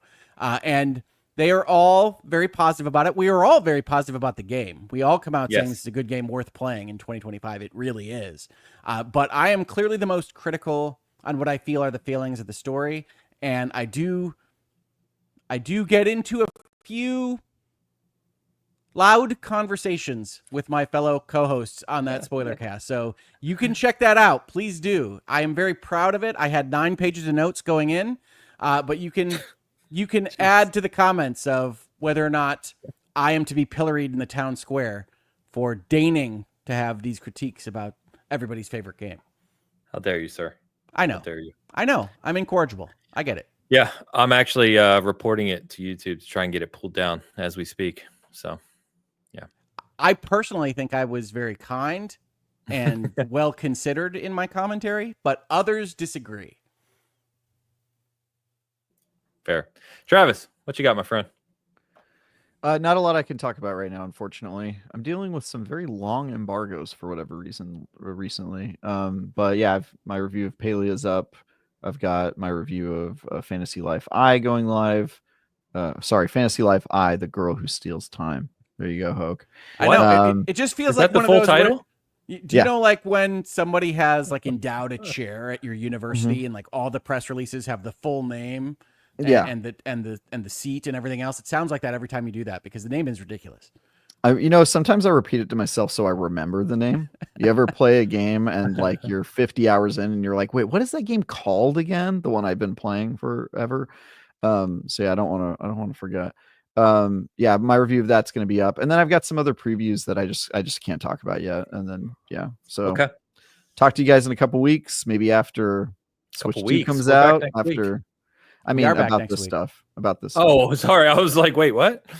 Okay. Maybe after the Switch 2 comes out and GameFest happens and stuff, I'll have things to talk about. You heard it here first. Yeah. Travis is playing Switch 2 games, everybody. Didn't say that. He did not say that, but you heard it. Yes. We're going to say he said that. I don't know. I'm getting more hyped for Mario Kart World, boys. It's looking quite Mario good. Kart World looks great. Having a launch party at my house. No big deal. You can come in if you want. See, we're going to teach Travis to tell me what he's working on in advance so I don't make jokes about what he's actually working on. But he'll learn this. Why didn't we figure that out, Travis? I literally, we should have planned for me to fly into LA Thursday morning and come up to San Francisco to hang out with you guys on the launch night of Switch 2 before going back to LA for SGF. Yeah, that would have been cool. You could have we're going to have SG some content. IGN people here. We're going to be playing because Tom Marks is reviewing the Switch, so he's going to come and basically hijack my Switch 2 launch party as a chance for him to get. Did he get a new chair? He did. Thank God. Okay. Yeah. No, thank God for that. Yeah, that was insulting. Like I felt personally. Dude, I tried to get him to get rid of that chair for years, man. I don't know what to tell you. I joked on Blue Sky about, because Mario Kart World has the knockout mode, right? Like Battle Royale. So I joked that come launch, I'm going to log on to Mario Kart World. I'm going to go to knockout mode. I'm going to select Cow as my character. Cow is the answer. I saw some people asking, what's your first character in Mario Kart World? Cow. And I'm going to endlessly knock kids out on that tour, ruthlessly and endlessly. And it's going to be all right. Well, if I think you're underestimating how good the kids are at Mario Kart. I know. They're so good. Yeah. My cow is going to get wrecked, no doubt. Yeah. If my daughter winds up upset because some man yelled at her in game chat and ran her off the road as a cow, I'm going to know it was you, Ains. And then he said, I am Ainsley Bowden. You should tell your dad this. He sounded suspiciously like me. It's so weird. Oh, they know your voice, Travis. Yeah. Did you see, not to keep us going, but did you see you have to also sign up? Game Chat is not only a subscription after the free period, but you have to include your phone number and other information to subscribe to it as well. Hell yeah, dude. I did. Strange stuff. Very, very odd. Nintendo can text you up after. Also, it's still Nintendo's going to send you a booty call text. Yeah, that's right. Bowser texts you. What Bowser? Bowser's that 3 a.m. texter. Like you up? You up? Peach ain't returning my texts. Speaking of how Japan treats the internet, you've been playing Fantasy Life, Hogue. Have you noticed that they do the thing where they tell you that they are connecting to the internet every time they do it, and that that thing that they do a lot of times on Japanese made games with the dots? Yeah, I do. Yeah, connecting to the internet, yes or no, and you're like, why are we still doing this? I really like Fantasy Life 5, but I was very unimpressed by their internet infrastructure. So yeah, I mean, that's really the problem with all cozy games, right? Even Animal Crossing, like the multiplayer experience in Animal Crossing is terrible. It's horrible. Well, I mean, I think the good news is I think part of the reason you get the breadth of that game is because they wanted to appeal to a potentially social multiplayer environment. And that's why there's all the crap you can build and all the clothes you can make and everything else. So I'm happy that they were enthused about pursuing that. As an actual player of the game, though, I'm not enthused about the multiplayer experience. Yeah, I'm going to be trying it today. I know there is a local co-op mode, Hogue, where one player plays as the bird. Yes, you can be the bird. Yeah. Have you done that with your daughter yet? No, actually, this is very interesting. I thought my youngest would love this. She loves Animal Crossing. She loves Happy Home. She loves Stardew Valley. She said it was very uninteresting to watch. She said the game might be fun, but I am not interested in watching this. She actually wound up watching Deliver at All Costs and enjoying that more. Nice. Interesting. Yeah, I can't imagine watching this game specifically. Anyway, I'm not doing much that I can talk about, so I'll talk to you guys about that later. Fair enough. All right. Well, have a good week in games, everyone. As we keep joking every week, there seems to be endless games to play right now. So enjoy the time. Thanks for hanging out with us today. As always, thanks for the great feedback on the audio side this week. Numbers are up again. So good to see. Appreciate you all. Hope we're doing better with our jumping over each other, our sound, our balance, etc. So on the audio side, I hope we are. Let us know. I basically always blame myself for audio issues. So nah. All right, guys. Everyone take care, and we will see you next week. Till then.